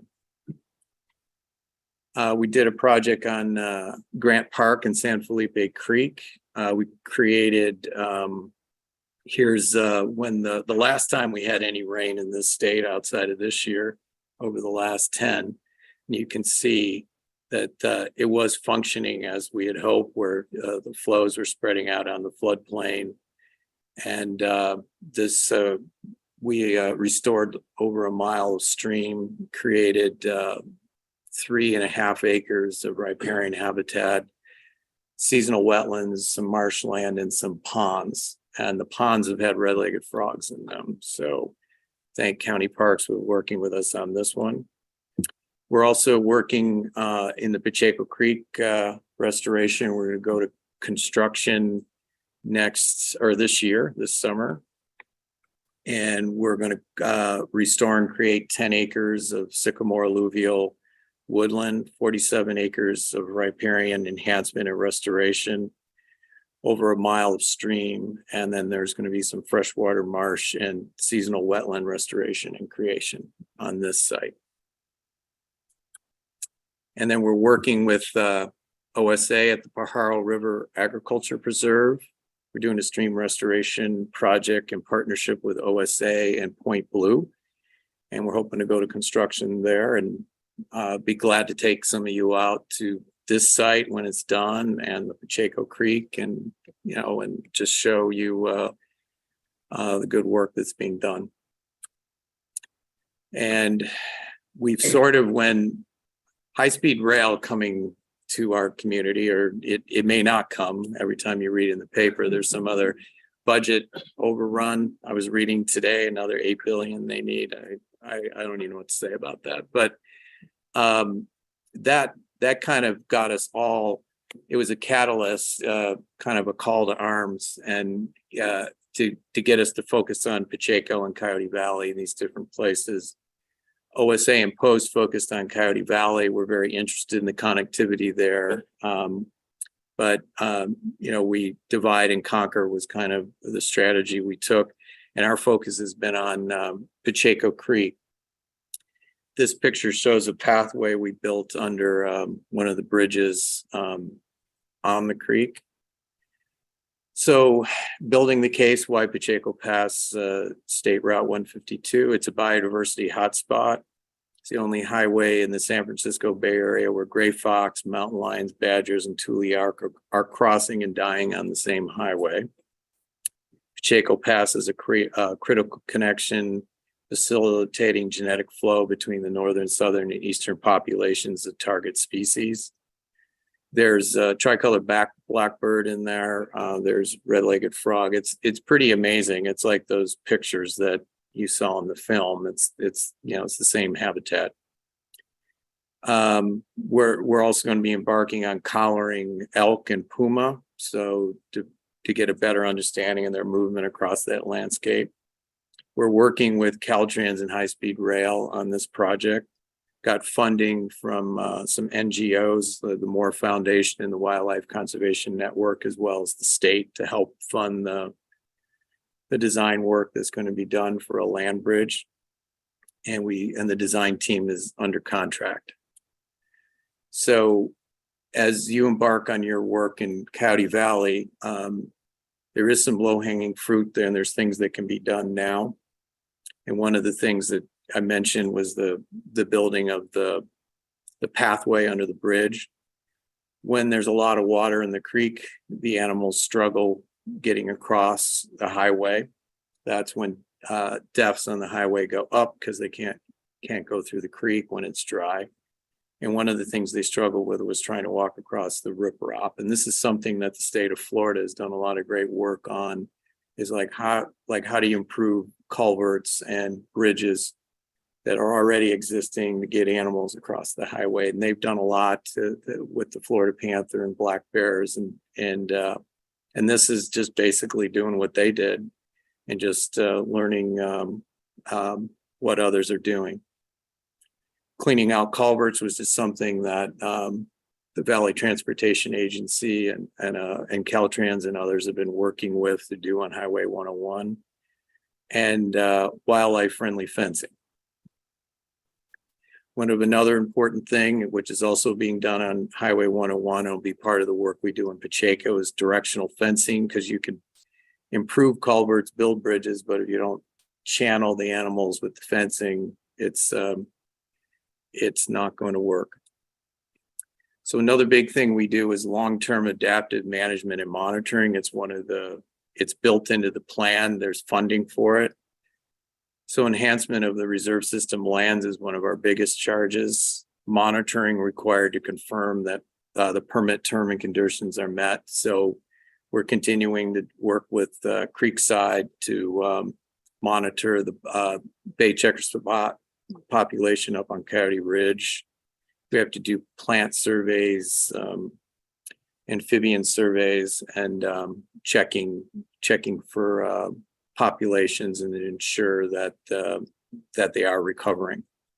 Adaptive management, which you all do too, is a big part of what we do, and the in perpetuity, which is where the endowment comes in. So our financial fundamentals are a little bit different than yours. So the regulatory requirement that funding for implementation of the conservation strategy is ensured. We're driven by the California Mitigation Act, because half of what we do is through mitigation fees.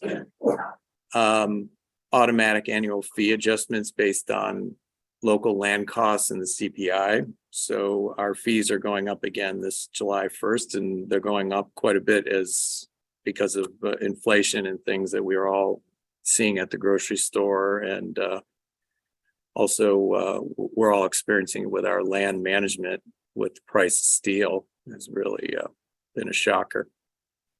So 5-year fee assessment to ensure, so every 5 years, there's a review of our fee structure to see if we're taking in enough money to pay for what we're doing. So the plan was a vision to cost back in 2010, over $500 million. to implement. Land acquisition was, back in that time, was viewed at 49% of that total cost at 278 million. And restoration and creation was just around 92 million. To date, we have secured nearly 15 million in impact fees. The other part of what we do is very similar to what you all do. We get funding from WCB and we ask funding from Post, and that's how these deals work. Like Tilton Ranch, that was a partnership. There was funding that came from the state and federal governments, from NTC, from OSA, from Post, from the Moore Foundation, our funding, and that all came together to be able to buy that property. So even though OSA is not a co-permittee, they are one of our most important partners. And things that we've done together, as I mentioned, the land acquisitions. Also, we pool our funding to do land management and related to natural resources and infrastructure improvements on the properties. The land enrollment process, as I mentioned earlier, with working with OSA to get Tilton enrolled in the reserve system. We're going to be reintroducing burrowing owls to one of your properties in Coyote Valley. Okay, I see, good. So you know about that. That's good. We're very supportive of what you're doing in connectivity in Coyote Valley. It helps implement the habitat plan. Two of the linkages in the habitat plan run through Coyote Valley, number 8, number 10. And partnering on restoration, which we've done in Pajaro and on Coyote Ridge, and in the future in Laguna Seca, and advocacy, working to advocate for some of the same things like continued funding from the state, the 30 by 30 effort. We work in concert through Together Bay and other organizations to support these important funding sources and make sure they stay there. So this is one of your equipment operators. I don't know which one it is, but it's a great picture. And he's installing a artificial burrow out in Coyote Valley. And this spring, there'll be 6 pairs of owls reintroduced to Coyote Valley. And it'll be the first time in a long time where there's hopefully breeding pairs of burrowing owls in Coyote Valley. And it couldn't have been done without your organization and Post buying these lands. So thank you.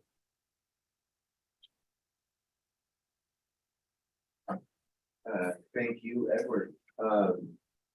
Thank you for all you do, but also for that very good presentation.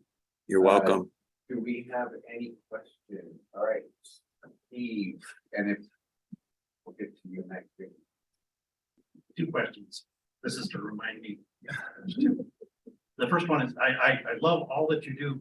I'm wondering, there are many agencies acquiring lands to protect. I like your restoration work and actually everything you've listed. I'm not going to list them because I'll forget something. Is the intent of the Habitat Agency to actually acquire and keep lands? That brings with it a cost of maintenance and management. Or would you be just as thrilled to say we've acquired, and by the way, we sold off or transferred. So we've been here this many years, we've acquired 30,000 acres and we hold 2. I just didn't know which you hope to acquire like everybody else? Acquire and hold. Acquire and hold some probably over time, because some of the stuff especially in the Pacheco Pass area, nobody's that interested in taking. Sure. But with it's only because I live right there, but they're at okay. Tilton and Hale. Yes. Big Habitat Agency, and I looked you up on the website and said, I get your mission from the website. Mm-hmm. It doesn't say acquire and hold, so I didn't understand. Yeah, so Tilton Ranch, which we acquired, will be deeding that over to you all. So we're working on, the terms and conditions of the conservation easement, and then how we want to jointly manage the property. And those are conversations we're having with OSA staff and attorneys and working through that. Then the federal government and the state government have to approve what we present to them jointly. So Coyote Ridge East, we call it. So it's the property right next to that we're going to give to OSA. There's a property we bought on Tulare Hill, and another one you may have heard, the Gershwin property. Those are going to go to county parks. That's great. That's encouraging. Yeah, 'Cause I thought yeah, you'll just get bogged down by having to manage lands. yeah. The second question is really a bias of mine. I've got a group of mine I work with that's got a special permit for apiary at the Pajaro OSA Ag Preserve. And I've heard a couple times about the restoration going on. I think it's fantastic to have native, sustainable restoration along Pajaro. Is as a member of the community, I'm hoping there'll be pollinating plants. That would be part of the plants, not just. And how might a member of the community find out more about the restoration that's going on? Well, we're working with Aaron over here and his team.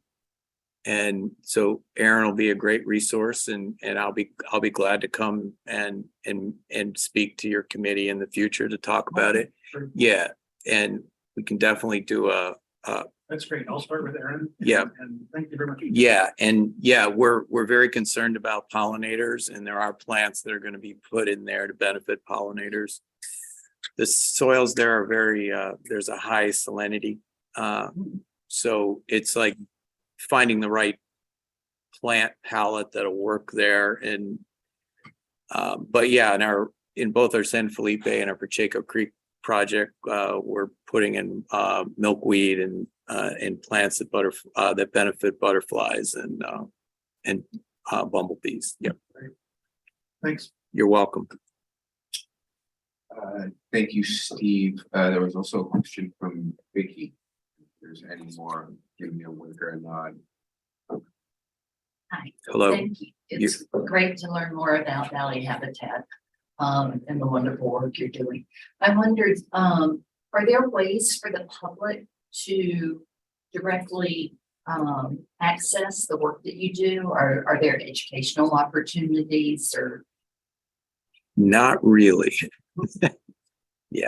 Yeah, we really don't have the capacity. We're not a very public facing organization, and we don't have like an environmental education arm. We have worked with the straw program on some projects with the schools that they work with. So through Point Blue, we funded some of their work. Certainly there's opportunities on the lands we jointly acquire with you for the public to come out there. It's going to be open this spring, Coyote Ridge. Yeah.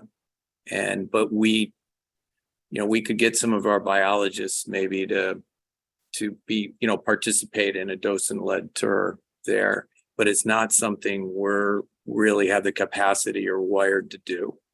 Yeah, so we do have some outreach. So most of the outreach I do is in Washington and Sacramento. And I don't interface with like mountain bike groups and, trail advocates or birders or anything like that.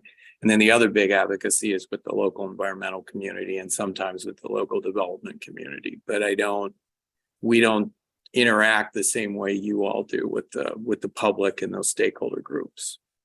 Okay, great. Thank you. You're welcome. Thank you, Vicky. And Mary, did you have a question? Thanks. So I saw your extensive list of animals that were on your endangered species list, and I wondered about the salt marsh Barvis mouse. Yes. Is it still endangered, or do you just not have areas of land that are protecting its habitat? The latter. Yep. Yeah. We looked into it, and there wasn't a lot of activity in those bayland areas that for for our co-permittees. And we were also wondering how we would mitigate for it, because a lot of the land there is owned by the landfills, unfortunately, and also the federal government owns a lot of the land there. But we did look into it, though. That's a good question. Yeah. Thank you, Mira. I'll get to you next, Aaron, but first I got Justin. Thank you, Ed, for coming out this evening. Oh, you're welcome. I have a question. When I was on the stakeholder group for the HCP, there was discussion about if the agency would be acquiring property and then reselling it to private parties while maintaining a conservation easement on it. And you're talking about the Pacheco Pass area about nobody's interested. I was wondering if that is an option there, if that's been done at all yet, or if that is going to be done in the future where you can sell to a private party. We're very open to that. Yes. But it hasn't happened. We tried on I can't get into details, was a TNC property that we were looking into, and we were interested in selling it to the grazer. And then we've had some discussions with some ranchers on the Pacheco Pass area.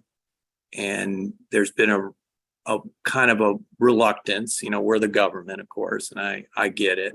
But yeah, we're definitely open to that for sure. Yep. It's more like Aaron. Hi, Edmund, thanks for the presentation. In your crossover with Valley Water, are you aware or do you work in kind of a similar situation as their contract with Fish Bio in terms of tracking and tagging and looking for species in our waterways and watersheds? Like with the steelhead? Exactly, yeah. No, steelhead is a glowing absence in the plan. Valley Water and NOAA Fisheries couldn't come to an agreement on how fish would be covered and mitigated for within the plan, so it was dropped. I've done a lot of work in my career on salmonid stuff. I wish we were covering it.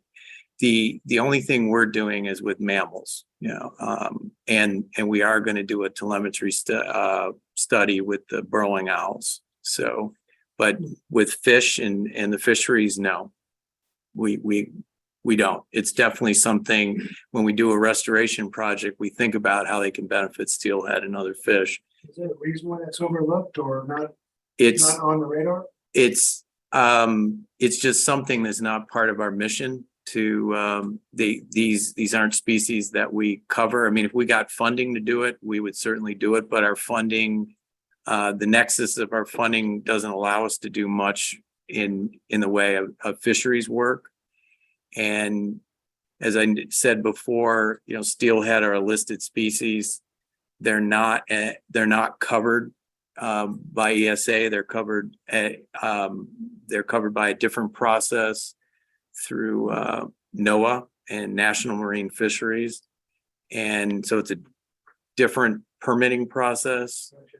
And Valley Water, which would have been the main entity impacted by covering them, they couldn't come to an agreement back in 2010 with the federal government on how they would manage and mitigate for fish. Thank you. You're welcome. Thank you, Aaron. Director Chapman has a question. Thank you again, Evan, for the great presentation. You're welcome. I work for the city of San Jose. Oh. But a lot of people would benefit from this presentation. Thank you. Just a quick question. Where do you see your agency playing a role with all the other agencies, environmental agencies in Santa Clara Valley in terms of land acquisition? Sometimes we play a supporting role. Yeah, there's been a lot of discussion about Jerstack, Sergeant Ranch, and we would be playing more of a supporting role in that. Other times we take more of a lead, but the funding comes from the community. It's the community coming together, these organizations coming together to fund these projects. So we are the lead, but it's really everybody working together to make it happen. In Coyote Valley, we would defer to Post and OSA in the city on how they want to proceed with wildlife connectivity and restoration, and we would be play a supportive role there, potentially funding, certainly technical support, stuff like that, permitting if you needed projects permitted, we can certainly cover them. You're welcome. Thank you, Director Chapman, and thank you, Edmund. I believe that is all the questions we have in the room. Caroline, can you tell me if there's any questions for the public? Now's the time to open it up for them. If you are calling in, you can hit *9 to raise your hand. Speak. There are none. Okay, this was an informational item, no action to be taken. So with that, I will be turning it back over to Director Chapman. Thank you. All right. Anybody need a stretch? Yes? Good. I don't know, actually. All right. Let's see. We'll take a minute or just stretch. Yeah. But or the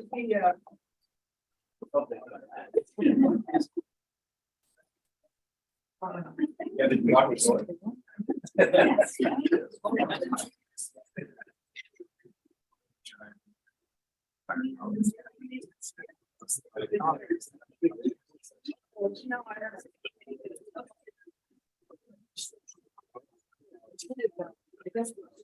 Yeah. You know, another you just see that the sign next to the next.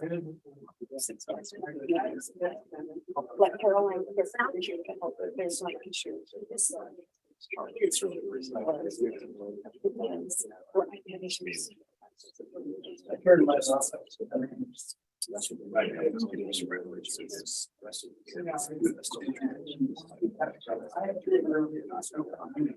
How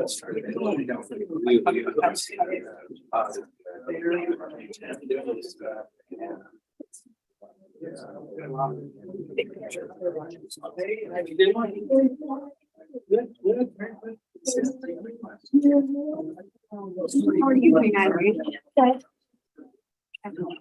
Yeah, actually. First time. This. The big special one. Yeah.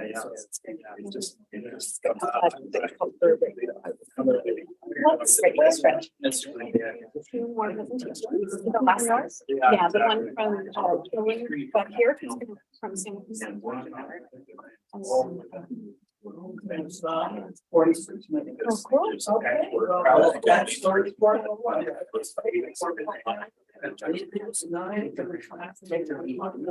I was like, I just had like scheduled to send out to nobody.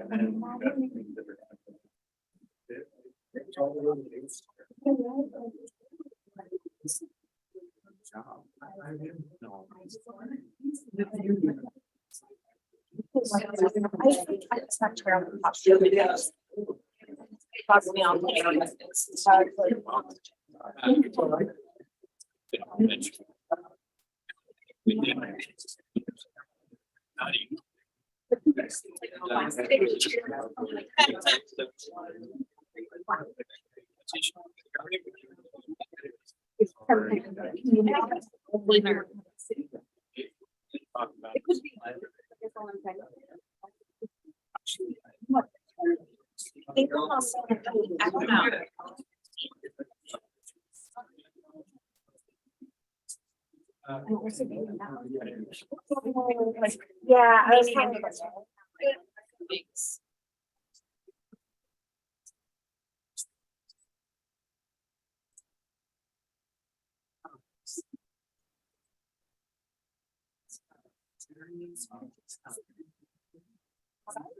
Yeah, just. It's just the doors open. It's just such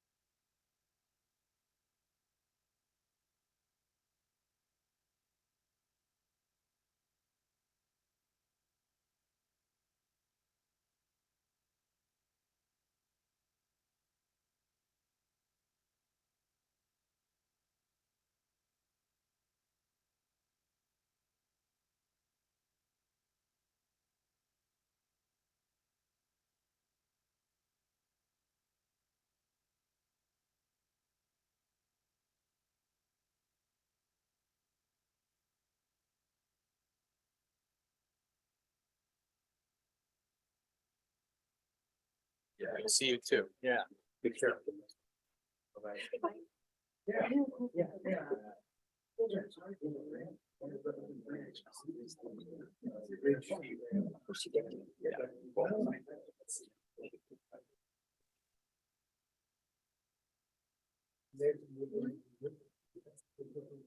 All right.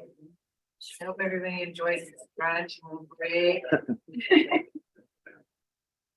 So now I believe we have Matt Freeman, who is going to introduce our next guest, which is Dylan Skybrook on the Regional Partnership Work Briefing on Santa Cruz Mountain Stewardship Network presentation. All right, thank you, Madam Chair. Good evening, directors and committee members. For those of you who I've not met, I'm Matt Freeman. I'm one of 2 assistant general managers. I have a hand in our land conservation and planning programs. And as I think you all know, Open Space Authority staff work very closely with partner organizations to align our efforts to focus our collective work on the most important conservation, natural resource management, planning issues that are facing our region. So we are so very fortunate to be part of the Santa Cruz Mountain Stewardship Network. It's a collaboration of 22 agencies that work to advance effective stewardship across natural and working lands on both private and public lands. So through a very intentional model of collaborative engagement, the network has catalyzed some truly incredible initiatives that have really advanced the pace and scale of conservation and stewardship in the region. And by stewardship, I'm really talking about stewardship with a capital S, right? So this includes everything from planning, land protection, enhancement and restoration of natural resources, public access, research, monitoring, and much, much more. So it's my sincere pleasure to introduce Dylan Skybrook, the network manager. He's the chief herder of cats and the facilitator of the network. In Dylan's words, the network's process is intentional, but the outcomes are emergent. So we've asked Dylan to present on some of the more unique emergence or case study projects, especially if you where the Open Space Authority had a big hand or that really moved the needle to advance our work in the Santa Clara Valley. So join me in welcoming Dylan. Thanks. All right. Thanks, Matt. Hi, everybody. Nice to see you all. Here I am late in the evening. Hopefully you still have a little bit of attention left. That was great, Matt. I'm gonna have you do the presentation on the network from now on. As Matt said, I'm the manager of the Santa Cruz Mountain Stewardship Network. It actually has 24 organizations, a collaborative of 24 organizations that all own or manage or in some way steward land in the Santa Cruz Mountains. One of the things that's interesting about this particular network is the wide diversity of stewardship types. So we have public agencies and land trusts, timber companies, water utilities, the Amamutsan tribe, universities, the Girl Scouts. We have all kinds of people doing all kinds of things on the land in the Santa Cruz Mountains. One of the things that's interesting about that, well, first of all, the Santa Cruz Mountains is a patchwork quilt of ownership. It's not like the Sierras where, you know, some giant percentage of it is owned by the Forest Service or something like that. So because of that, and because of the diversity of stewardship types, it really makes sense for all these folks to want to collaborate together, but it doesn't make as much sense for them to come up with, say, a single plan for the region. That's not really what our network does. Instead, it's more like what Matt just referred to. We really have an emergent strategy in which, as the network members come together, through conversation, they can discover different kinds of purposes together. And not everybody wants to do everything that we do. So we have 3 convenings per year in which members come together through conversation. You know, they figure out things that are important to them around prescribed fire or habitat restoration or whatever it is that's up. And we then form teams or start projects or create opportunities for peer-to-peer learning and so on. It's different overlapping clusters of members So we can do a lot of different things, which is great. So I wanted to give you a few highlights of the kinds of things that the network is up to right now. Our biggest project at the moment is a vegetation mapping project for Santa Cruz and Santa Clara counties. We got planes in the air to collect high quality LiDAR and high resolution imagery. We got botanists on the ground to do vegetation classification. And all of that has resulted in a lot of different data sets and maps, and it will be leading toward a fine scale vegetation map that should be completed sometime this summer, which we're very excited about. One of the cool things about this project is we have 22 different funders, including many of the network organizations. It just couldn't have happened except collaboratively, yeah? Our project builds off some projects that happened in Sonoma and Napa and Marin and San Mateo. And now these projects are moving over into the East Bay and down to Monterey. They're some of the highest quality vegetation mapping projects in the country. Like there's maybe one in Chesapeake Bay that's of a similar quality. Otherwise, they're super amazing. And so it's really exciting. Even what we've produced so far, land managers are using it all the time. People tell me that they're using it a lot. CAL FIRE is using it a lot. It's really, really valuable work. And again, it could only have happened through collaboration. Another project that we have going on is a digital atlas project. We got a grant a little while ago to hire a postdoc, and we're partnering with Stanford's Jasper Ridge Biological Preserve, which is one of our members. And the postdoc, Kelly Chauvin, is, she's trying to get lots and lots of different kinds of data sets that might and amass them all in one place to help land managers do their work. But also she's creating an ecosystem health assessment for the region. And one of the things that we wanted her to do is to include stewardship as a part of ecosystem health. That especially in this land where lots of different people have been doing a lot of different things over the past couple hundred years. So stewardship is super necessary and sometimes kind of invisible. So to include that in our concept of health. And so she did that, and that's about completed now. And her final workshop for that project is happening on April 19th, if anyone wants to take part in that. Some of the data that she gathered will be available on the Conservation Lands Network, which is Together Bay Area's online tool that helps people understand which lands we should try to protect, soonest. And they're going to have a special kind of pilot area for our project that includes the stewardship data. And they're going to see if that makes sense for them to include stewardship data in the other parts of the Conservation Lands Network too. The rest of her data will be available just on ArcGIS. So you have to be a GIS nerd to get to that, but that's all right. Lots of people in the network are, so that's good. The other thing that came out of that is we thought a lot about how to conceive of including stewardship as a part of ecosystem health. So Kelly and I, Tony Barnosky, who's recently retired as the executive director of Jasper Ridge, and Nicole Heller, who was the climate scientist at Post. We wrote a paper that I am happy to report has recently been accepted for publication at Nature Sustainability. So that should be out in the next couple of months. So that's very cool. One of the things that Kelly did is take trails data from all the different network member organizations and create one trails map for the whole region. Not publicly available, just for land managers. And that's been super useful for planners to be able to go, oh, we can see this big picture. And that's part of the network's point, is to have a kind of landscape scale view of the region.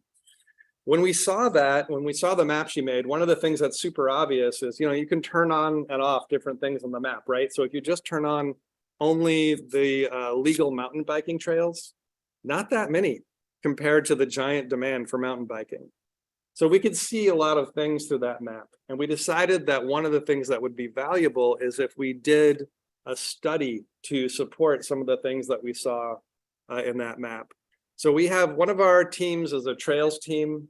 We're doing a state of the trails study where we look at all the trails in the region as a single network instead of just looking property by property or organization by organization. And we're asking 3 buckets of questions. 1, how are we doing with user needs? 2, how are we balancing biodiversity and access recreation? And then 3, how are we doing with equity? So we worked for a while to get the concept for that study. We've hired a consultant and they're now several months into the project. It's going to be an 18-month process. And so we hope to have a lot of great data for the network partners to use when it's done. We have another team that's working on shared monitoring protocols. We figured that a lot of the different network members are doing monitoring. And if they could do monitoring in a similar way, then we could see that data across the whole region instead of just every organization thinking only about their own monitoring plots. We have another team that's looking at biomass. As you probably know, all these different organizations are really struggling with what to do with all the dead and downed trees from the CZU fire and now from all these storms. There aren't great solutions that are economic. So this is purely a situation in which they can come together and just share information.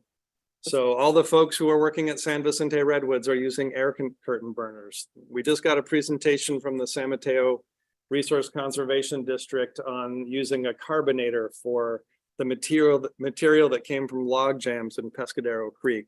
We've heard from county planners in Santa Cruz about using green waste facilities. So it's that kind of situation where people can share information. We have a fire and forest health team. That team is working on creating a prioritization framework so we can prioritize fire prevention projects and forest health projects. You know, which ones are the ones that should happen first in the region. It's also a way to help explain to the public why is, you know, this project happening instead of the one you wish might, you know, would happen. One of our programs is called Spotlight Stewardship. Spotlight Stewardship is a course where we invite community leaders out onto the land to see stewardship. Stewardship is often kind of invisible. So we want to get aides to elected officials, staff from environmental advocacy organizations, other community leaders out to actually just see how it works. We do 6 day-long tours between May and October, and it's the same cohort of about 20 people who go out and see these things. This has been a super successful program for us. Usually we don't know how it will be successful because it's very kind of ripple effect kind of situation, right? The best example is we had someone who was a Santa Cruz County planner come and take the course. Later, she got a job with the Deputy Secretary of Forest Health, Jessica Morris. Then another project that we had going on, we had a team working on permitting, streamlining to try to make permitting more friendly to doing fire and forest health projects, restoration projects, and so on. That project was, that team was being led by Calix Nelson from the San Mateo Resource Conservation District. She and a consultant, Jim Robbins, wrote a white paper about the various permitting pathways that we might try to work on. We kicked that up to the California Landscape Stewardship Network, which is a network, follow me, a network of networks like mine, but it's statewide. So there's a whole bunch of networks that are kind of like the Santa Cruz network, and we're all trying to work together at a statewide level. So I'm on the steering committee of that network. So that network adopted the work that Calix and Jim was doing. Other partners got brought on, Sustainable Conservation and some others. And it was brought to the Secretary of Natural Resources, Wade Crowfoot. And he adopted it as one of his primary initiatives, cutting green tape, to try and do this work of streamlining permitting statewide. Now, lots of people in California want permitting to be better for stewardship. So I don't want to try to claim that like the Santa Cruz network sort of made that up or anything. However, there is a very clear direct lineage between the work that we did that actually went all the way through that whole cutting green tape process and ended up being some of the things that Secretary Crowfoot recommended. And as a part of that process, some of that was up to the Deputy Secretary, Jessica Morse, whose staffer then had actually learned about permitting through our Spotlight Stewardship course. So she was that much more friendly to working on that process. So pretty good. The last thing I'll say is I just wanted to highlight that we do all these different kind of things. We got teams, we have projects, we have the Spotlight Stewardship course. The most valuable thing that we do is that we create relationships between these organizations and between the people in the organizations. We give a lot of time to that because the network has one staff person, and that's me. So obviously there's a limit to what I can do. I'm only a man. So really what we want to happen is that all these folks know each other so they can self-organize projects. So an example of that is the $10 million restoration at Pescadero Marsh. That included restoration in Pescadero Creek and Butano Creek that the San Mateo Resource Conservation District and State Parks worked on together. They've done collaborative projects in the past, but what they told me is that through their relationships in the network, it's become this kind of seamless program of the two organizations working together. So they're kind of constantly working together at this point, such that that program happened in a way it just really couldn't have in the past. Another example that I think OSA is going to be a part of is the Los Gatos Collaborative. There are several organizations, MedPen Regional Open Space District, San Jose Water, Santa Clara County Parks, that are working on projects that cover several different properties over many, many acres to do fire prevention projects. And I think there's another stage that OSA is going to be part of at some point. So similar thing, many of those organizations have said, you know, the network really set them up relationship wise to do that project. The last example I'll give is Carosti Valley. This is an exciting project if you haven't heard about it. Carosti Valley was the site of an indigenous village. It's now in Año Nuevo State Park.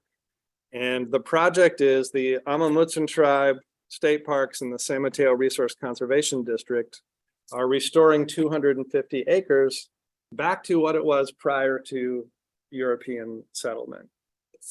And this is again a project that maybe it would have happened, but really the organizations have said it happened because the network kind of created those relationships.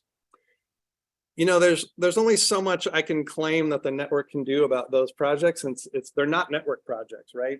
But we can really clearly see is that there's a lot more of that kind of collaborative project happening now that the network exists than before it existed. So the network is an amplifier of collaboration, and that's an amplifier of stewardship in the region. It really helps, as Matt said, with the pace and the scale. So that's the network, that's the basic, and just a couple of highlights. And if any of you all have any questions about it, I'm happy to answer. Thank you. I would say collaborative. I think it sounds like a wonderful. Does anybody have any questions? Yes.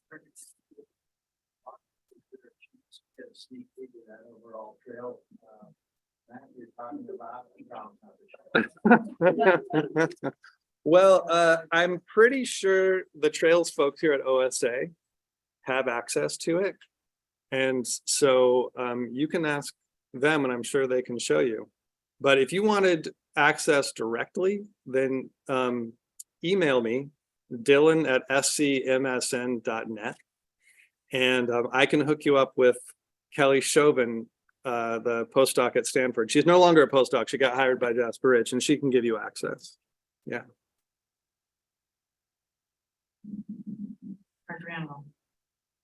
You know, when I think of Santa Cruz Mountains, I think like Yeah. ocean side. So, map up to the Cayuga Valley.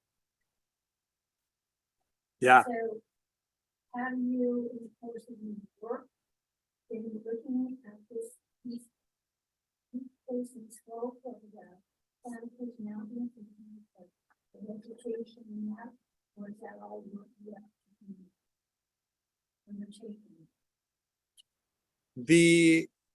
The basic boundary of the network is all of San Mateo, all of Santa Cruz, and the western forested part of Santa Clara counties. So it's whatever the network member organizations like OSA are working on that they then want to collaborate with the other network members. Like the Santa Cruz network is not an organization. It's just a mechanism for all its member organizations to work together. And even then, even that boundary is not sort of exact. You know, like our vegetation mapping project covers all of Santa Clara County. I think the trails map, I think, is larger than our boundary. But in general, like as a network, we're not saying, here's the official, you know, things that we're thinking about right now. It's only just like what's popping up for the different members that they want to work on together. So that's what comes up in our convenings. Yeah. Yeah. Any other questions? Thanks, Dylan. Nice presentation, thank you. When you're talking about your LiDAR project and vegetation stuff, what was the footprint of that? What's your footprint of that map, that vegetation map? The main project is all of Santa Cruz and all of Santa Clara counties. That's huge. It's huge, yeah. It was a several $million project. project. Like I said, there were also projects in Sonoma, Napa, Marin, and San Mateo too. So we've been a little expansive beyond that as well. So when we did LiDAR, we also collected it for Elkhorn Slough because they wanted higher quality LiDAR. Then part of the project was to create wildfire risk maps. CAL FIRE wanted us to do that. When the San Mateo project was done, they hadn't done that. So when we did them, we did it for San Mateo as well. So we did it for all 3 counties. Okay. We're also now getting updated high quality LiDAR for San Mateo too. Now in that vegetation map, I'm talking about like CAL FIRE and fire suppression with the high fuel loads of all that burnable material. Will that kind of show patterns for working with certain areas in terms of reducing risk? Absolutely. That's what those wildfire risk maps are for. Yeah, okay. That's exactly that. Okay, yep. Fabulous. Yeah, they're great. Yeah. That's awesome. Thank you. Yep. Anyone else? Okay, All right, great. Thanks, everyone. thank you very much. Thank you. All right. At this point, do we have any members of the public who wish to speak? Any member of the public with which calling in can hit *9 to raise their hand. They're none. Okay, again, this is an information item. Thank you. And thank you, Director Chapman. We have new business item number 4. An update from authority staff, Elizabeth Loretto and Ivy Relander, on our justice, equity, diversity, inclusion, and accessibility.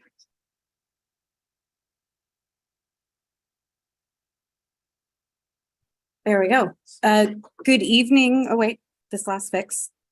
Keep forgetting it wants to do this tonight. There we go.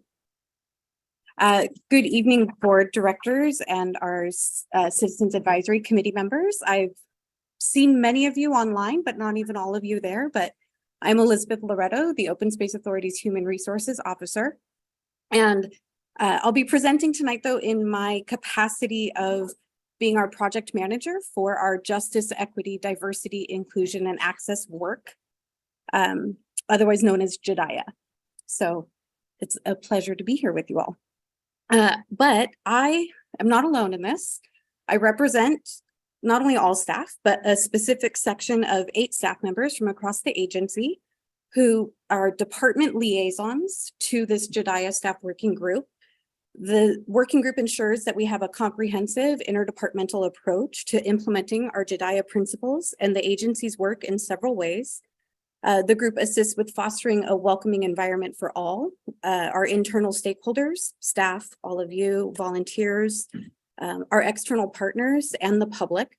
The group also aids with identifying gaps in our work where we can continue to do better, serves as a resource to develop recommendations to other staff when supporting the development of project, program, procedures, or policies.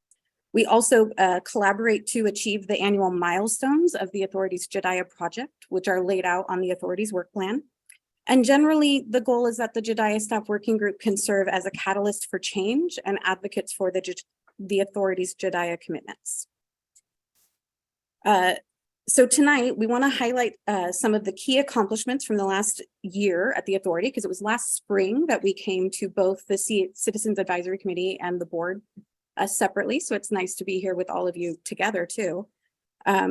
But so what have we been doing in the last year? You've probably heard elements of many of these accomplishments in specific presentations about projects or contracts or in other initiatives along the way. But we just want to highlight how we are considering those accomplishments through our JEDIA lens and how they support the authority's JEDIA commitments. So highlighting this work is done to acknowledge the impact of the authority's continued commitment to JEDIA, as well as to hopefully inspire board directors, Citizens Advisory Committee members, volunteers, and our employees to continue advancing JEDIA as a key component of the authority's mission. So there's a host of wonderful accomplishments reflected in the board report tonight. Our staff working group members worked with all of their colleagues across their departments to kind of pull together everything that they've been up to. And we tried to pull it all together so it wasn't just a laundry list, but there is a lot of really great things going on. And so tonight is just kind of a sampling of that, what I'm going to share with you a little bit about. And I will try also to be not overly speedy in my talking, but also mindful that I think we all might be tired. Sorry, I am. But so where are we? So first we'll talk a little bit about justice. Some of the areas that we're taking action, and sorry, some of these things lend themselves to photos and some do not. So we may just not always have photos. But some of the areas where we take action for justice are by supporting our partners and regional initiatives that are creating opportunities related to things such as equitable outdoor access, environmental education, green jobs and workforce development, and capacity building efforts for local Indigenous tribes and communities at the state and federal level. When it comes to equity, one of the main things we've done in the last year is through our recruitment efforts for both employees as well as for our committee vacancies, is looking for how to continually expand the authority staff is continually expanding our resources for how to equitably distribute job opportunity announcements. So the list at the top of this slide represents kind of our standard job board postings for all jobs we have at the authority, in addition to emails to you all, posting on LinkedIn and social media and things like that. And in the last year, we've identified 2 new job boards that we're using, both also which are so committed to getting these jobs out there that they are free to use, which is also wonderful for our budget. But the one on the left is from Justice Outside and the one on the right is from Queer Outdoor. And I tried to give you a little snippet of, except I see now it's terrible. Justice Outside says, we want to connect you with exciting career opportunities in environmental justice and outdoor sectors. So those are kind of the 2 new job boards. In the last year, we have also then engaged in local and regional efforts with partners to support equity-focused open space conservation initiatives. An example of that is the authority partnered with the city of San Jose to prepare draft natural and working lands element of Climate Smart San Jose, which includes a chapter dedicating to advancing equity through natural and working land strategies. Some of this planning lingo is just like tongue twisting for me, sorry. And there were 5 compelling goals. Of note, though, is that the Havana Field Pocket Park, funded by the authority's Urban Grant Program in 2016, with an updated project management approach in 2022, is included in that as an example of equity-focused natural and working land action. When it comes to diversity, one of the key ways that the authority has been able to connect with a more diverse breadth of the community is through providing information and written content in other languages, primarily focused currently on Spanish, Vietnamese, and Chinese. Some examples include, like you see on this website, how easily a member of the public could toggle the language to their native language. Our communications team is regularly sharing content, such as our 2022 year in review, our 30th anniversary social media videos, and postcard collateral for our Coyote Valley, slow down. Told you I'm tired. For our Coyote Valley Conservation Areas Master Plan. Staff is actively working on new interpretive signage that will be displayed at Mayan Oyakma Coyote Ridge Open Space Preserve, reflecting the diverse languages spoken in the region. And new welcoming signage at the preserve information will again be translated into Chinese, Spanish, and Vietnamese.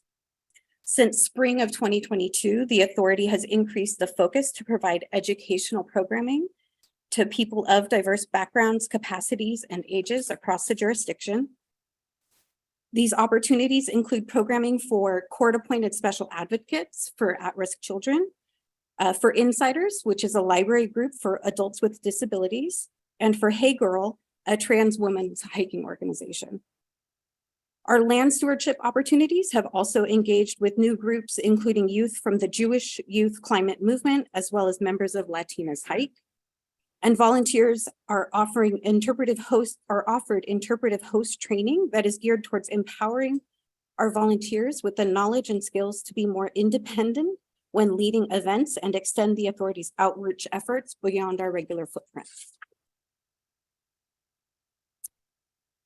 In inclusion, you guys have heard a lot about Mayan Oyakma Coyote Ridge today in a lot of these presentations, and our planning department staff engaged the Muwekma Ohlone to incorporate the Chochenyo translation to Coyote Ridge into the preserve name. This is it as it's displayed on our website now, Mayan Oyakma Coyote Ridge Open Space Preserve. And staff continues to seek ways to represent place names, which you also, thank you, Aaron, he's left now, but you saw on a little snippet of that Coyote Ridge map for those who are here for the first meeting tonight. But so we're continuing to seek ways to represent place names in ways that make space for communities such as our tribal partners. Authority staff has worked to create more inclusive processes in multiple program areas. Of note, which you'll all be hearing a lot about over the coming months, is our urban grant program grant cycle. The grants team completed a thorough evaluation of inclusive grant practices and has implemented changes to make the application process more transparent and efficient, including a new pre-application step. And then our community engagement efforts on recent projects highlight the inclusion of local partner organizations and individuals in processes across many departments and projects. One great example is our 6 listening sessions that were held with representatives from organizations including Amigos de Guadalupe, the Asian Americans for Community Involvement, Communiversity, the Health Trust, the Santa Clara County Department of Public Health, Latinos United for a New America, La Mesa Verde, and Vegilution. The information gained from these listening sessions is being used to inform future public engagement for the Coyote Valley Conservation Areas Master Plan and an upcoming series of small group workshops to learn more about how Coyote Valley can serve the open space needs for all people of the Santa Clara Valley. The authority's Natural Resources Department has been able to engage elementary school aged youth for 15 native planting and land stewardship projects. Here's a couple of those little hands in the dirt. I know some of our volunteers were also, many of you maybe through other opportunities, were out there to participate as well. But these opportunities through the STRAW program of Point Blue allow these young individuals from all backgrounds to be included and engaged in this important work and to plant the seed for future engagement in nature or nature-based careers. And then for accessibility, this is most highly noted this current year with all of our work towards our Americans with Disabilities Transition Plan. This is underway and is already informing decisions that improve accessibility across the agency. Our communications team is working with our website vendors and ADA focused consultants to ensure that our website is as accessible as possible to all users. Accessibility guidelines and best practices are being incorporated into signage as part of a new preserved signage style guide. A lot of this will be showing up in person for the first time at Mayan Oyakma Coyote Ridge. These will include signs that are both multilingual as well as non-language based. And the public access improvements at Rancho Cañada del Oro Open Space Preserve will also include interpretive features that are sensory based. The trailhead map back at Mayan Oyakma will feature an elevation profile of the full loop to help hikers understand the ability level, because that is quite a hike if you've ever done it. So what their options are so that they can most easily access what is doable for themselves. And so accessibility is really also just being incorporated into our preserve maps through universal design, language-free and colorblind friendly symbology, as well as other tools to communicate trail ability level and making space for users or trail users of all levels on the trail. Oops, went too fast. Everything's going too fast, sorry. What we're actively working on in our current work plan as a JEDIA staff working group, not just as an agency, is to work to define key metrics for implementation of our JEDIA intentions. This is work we know we need to continue, but what are the quantitative and qualitative ways that we can ensure we are making an impact and taking those actions to advance our JEDIA commitments? So we're working again collaboratively across the agency to collect what those metrics could be that can help be a framework for how we continue to move forward.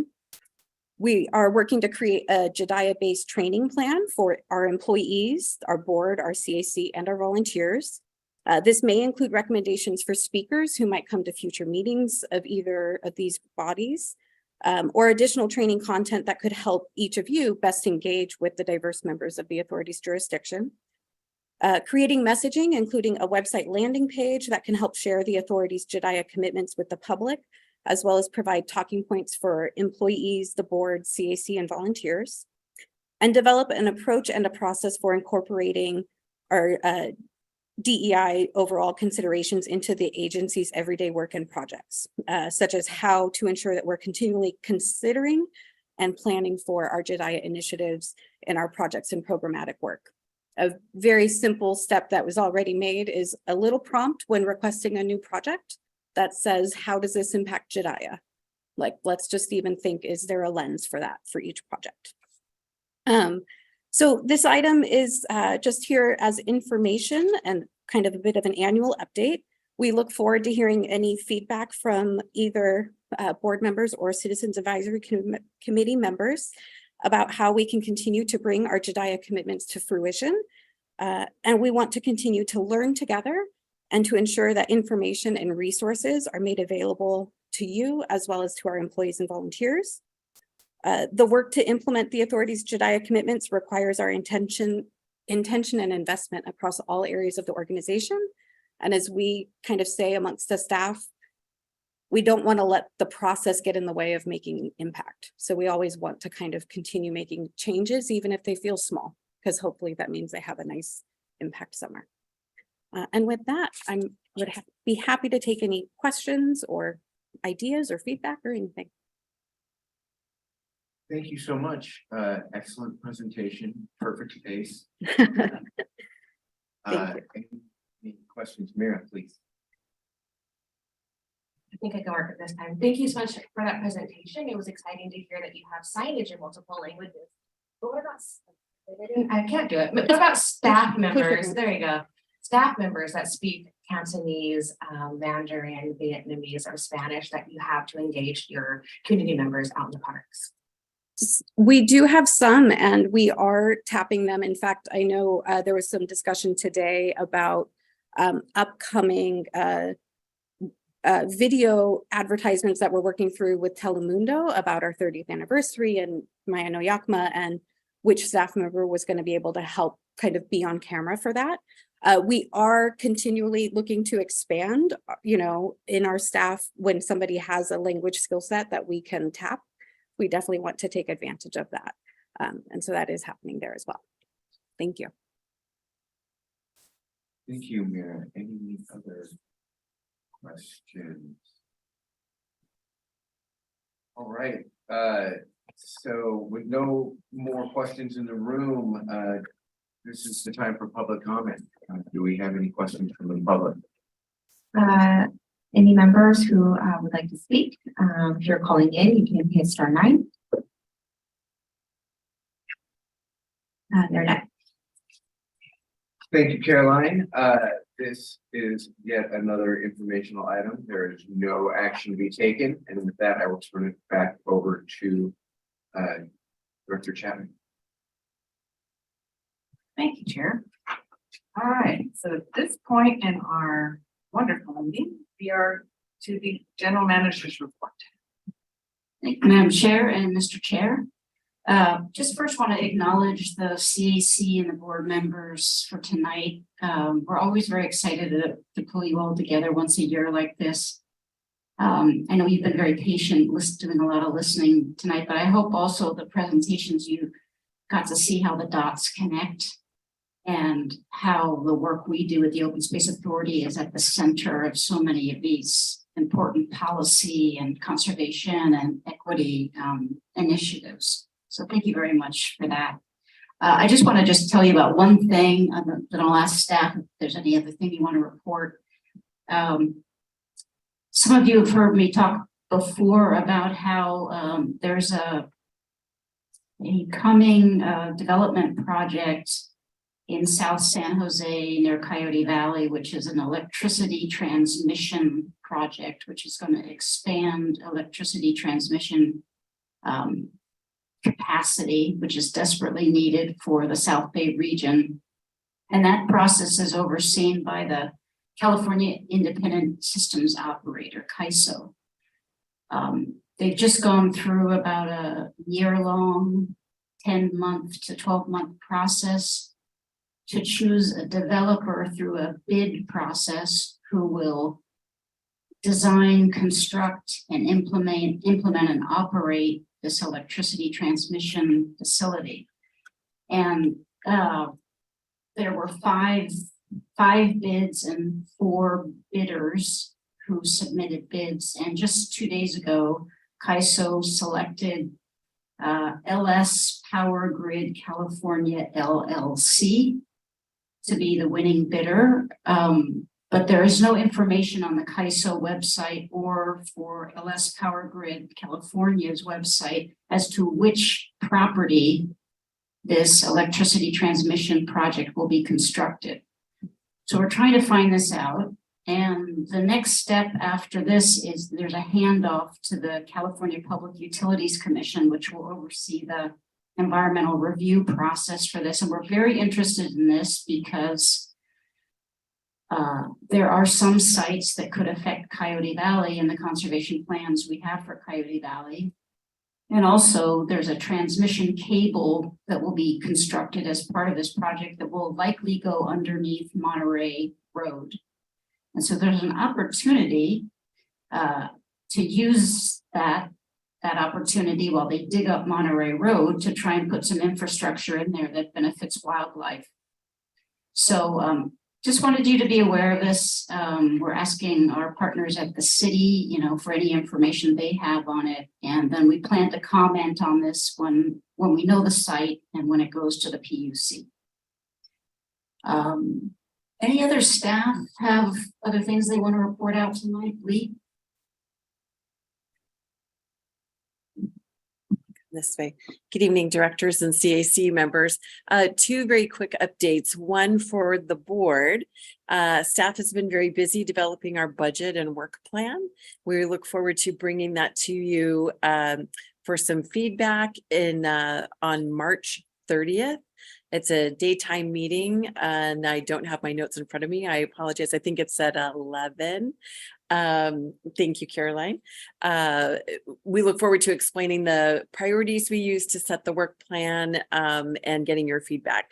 The other note is we recently installed 4 charge point electric car chargers on the northwest side of the building, the employee entrance. They're not quite up and running, but they will be by the time that you come back to your respective meetings. So by the 23rd, CAC on the 27th, we believe we'll have them all up and running. So if you need to charge your car while you're here, we can accommodate that going forward. And that is my update. But that will be free or you have to charge for that? That's a great question. You'll be charging, Elizabeth said it's 21 cents per kilowatt hour? Yes. Per kilowatt. I'm learning electric car lingo. And as I said, it's through the charge point system. Thank you. Okay, any other staff updates? That's. No. Okay. Legal counsel, any updates? No report. Alrighty, board member reports. Director Kenneth. Real quick, thank you. I attended the Farm Bureau meeting and got a presentation from a woman named Susan Weaver from the 4-H, California 4-H. And she was telling us about all the stuff she was doing, which sounded a lot like what you're doing, and named organizations that she's working with. That's the same list that we're working with. And I asked her, are you working with the Open Space Authority? And she said, who? So I got her aside and I turned her over to Terry Roden to start as an education. Anyway, did I miss anything on that? No. So there, take that. Thank you. Director Water. No report. Director Animal. I'll just repeat that anyone who's interested in seeing the Bay Area County as master plan, you can go to website ARP.is/J-8. And the map is available there. And that should also get you the direction of actually finding where you can have input.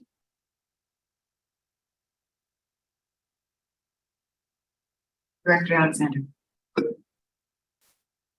Yes, I have been following something which many of you may know about, that Henry Coast State Park is being looked at for possibly opening up part of it to off-road vehicle access.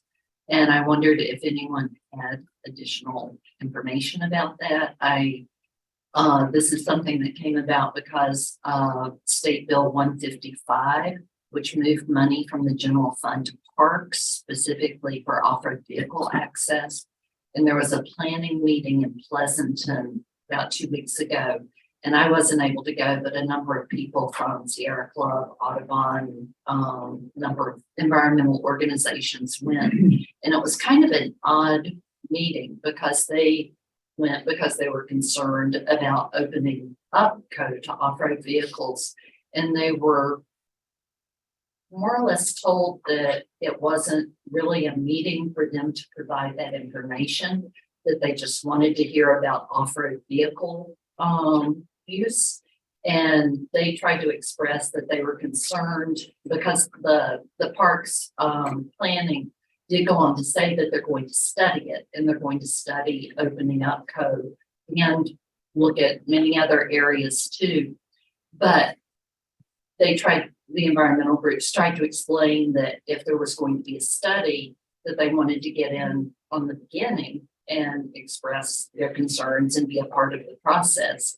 And I haven't yet been able to figure out exactly what that process is. I've written a couple of letters, but nobody from the state has answered me. So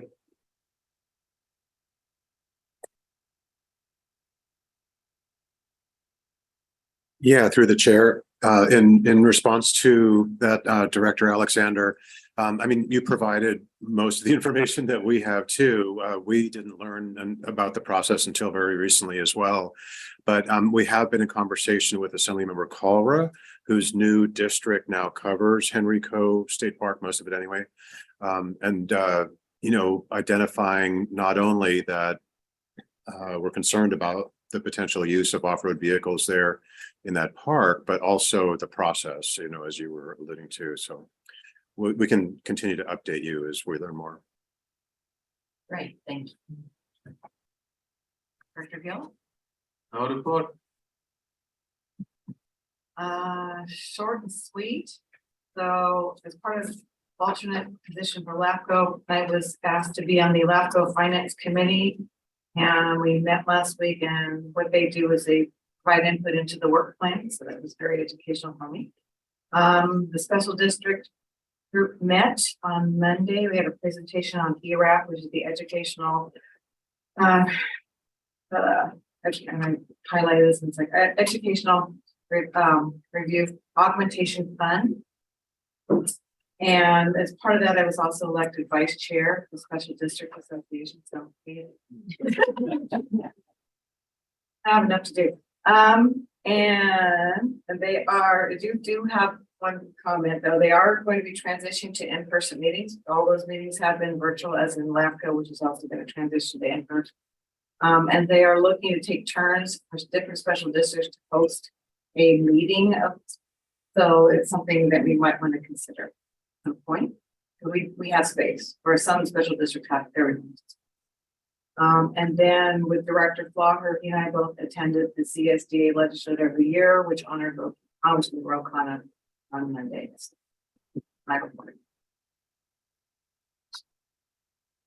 Thank you, Director Chapman. Now is the time of the meeting for CAC member reports.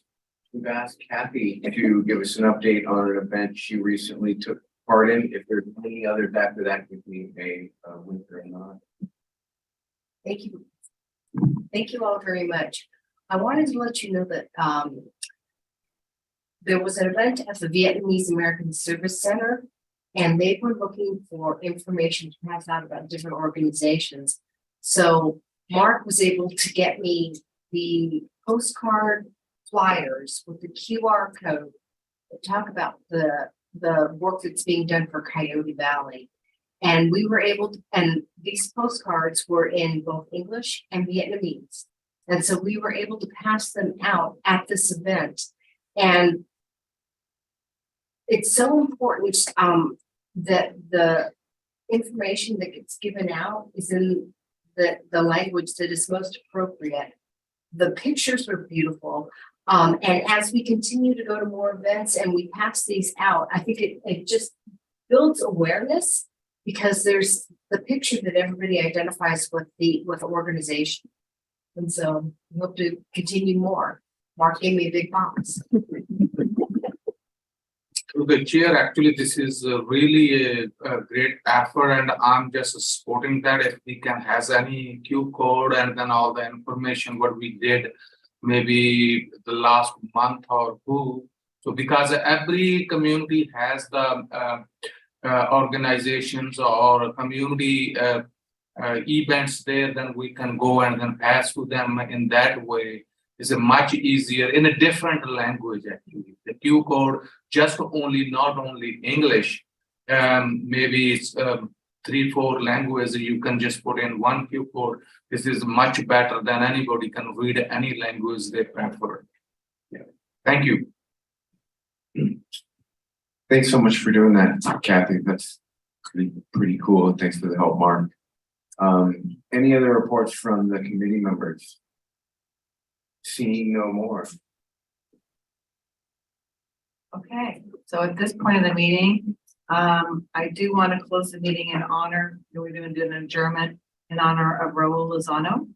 Many of you know or knew created La Mesa Verde program at the Sacred Heart Community Services in San Jose. He later founded Valley Verde in 2011 and was its executive director until his passing on February 20th. Similar in mission to La Mesa Verde, Valley Verde is a nonprofit based in San Jose that teaches people in low-income communities how to grow their own food at home, and through that work helps foster an appreciation of urban agriculture, good nutrition, and connection to the land. In 2016, the city of San Jose passed an ordinance that established an urban agriculture incentive zone citywide, meaning owners of private lots could get a break on property taxes if they allowed their land to be used temporarily for urban agriculture. Raul seized on that opportunity and in partnership with La Mesa Verde, set up a demonstration garden and a greenhouse and an unused parking lot at a used car dealership on San Carlos Street. He was such an amazing pioneer. He really got the impact his visionary actions would have on setting the stage for others to follow in his footsteps. Through our urban grant program, the authority funded Valley Verde San Jose Family Garden Project in 2018. The project entailed recruiting and training families in low-income areas to empower them to grow food at home. Valley Verde expanded this programming and provided various levels of engaging education in multiple languages, including conducting home visits and helped foster deep connections to food. Raul was a regional leader in the urban agriculture space, bringing together other community leaders and connecting communities through his mission of bringing healthy, fresh produce to communities of color and lower access neighborhoods.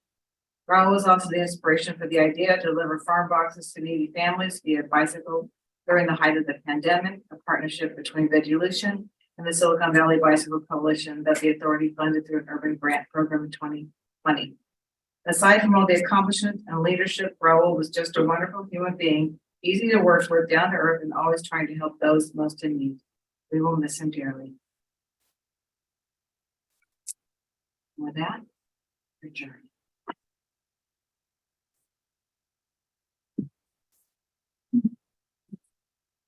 Everybody drive home safe. Yeah.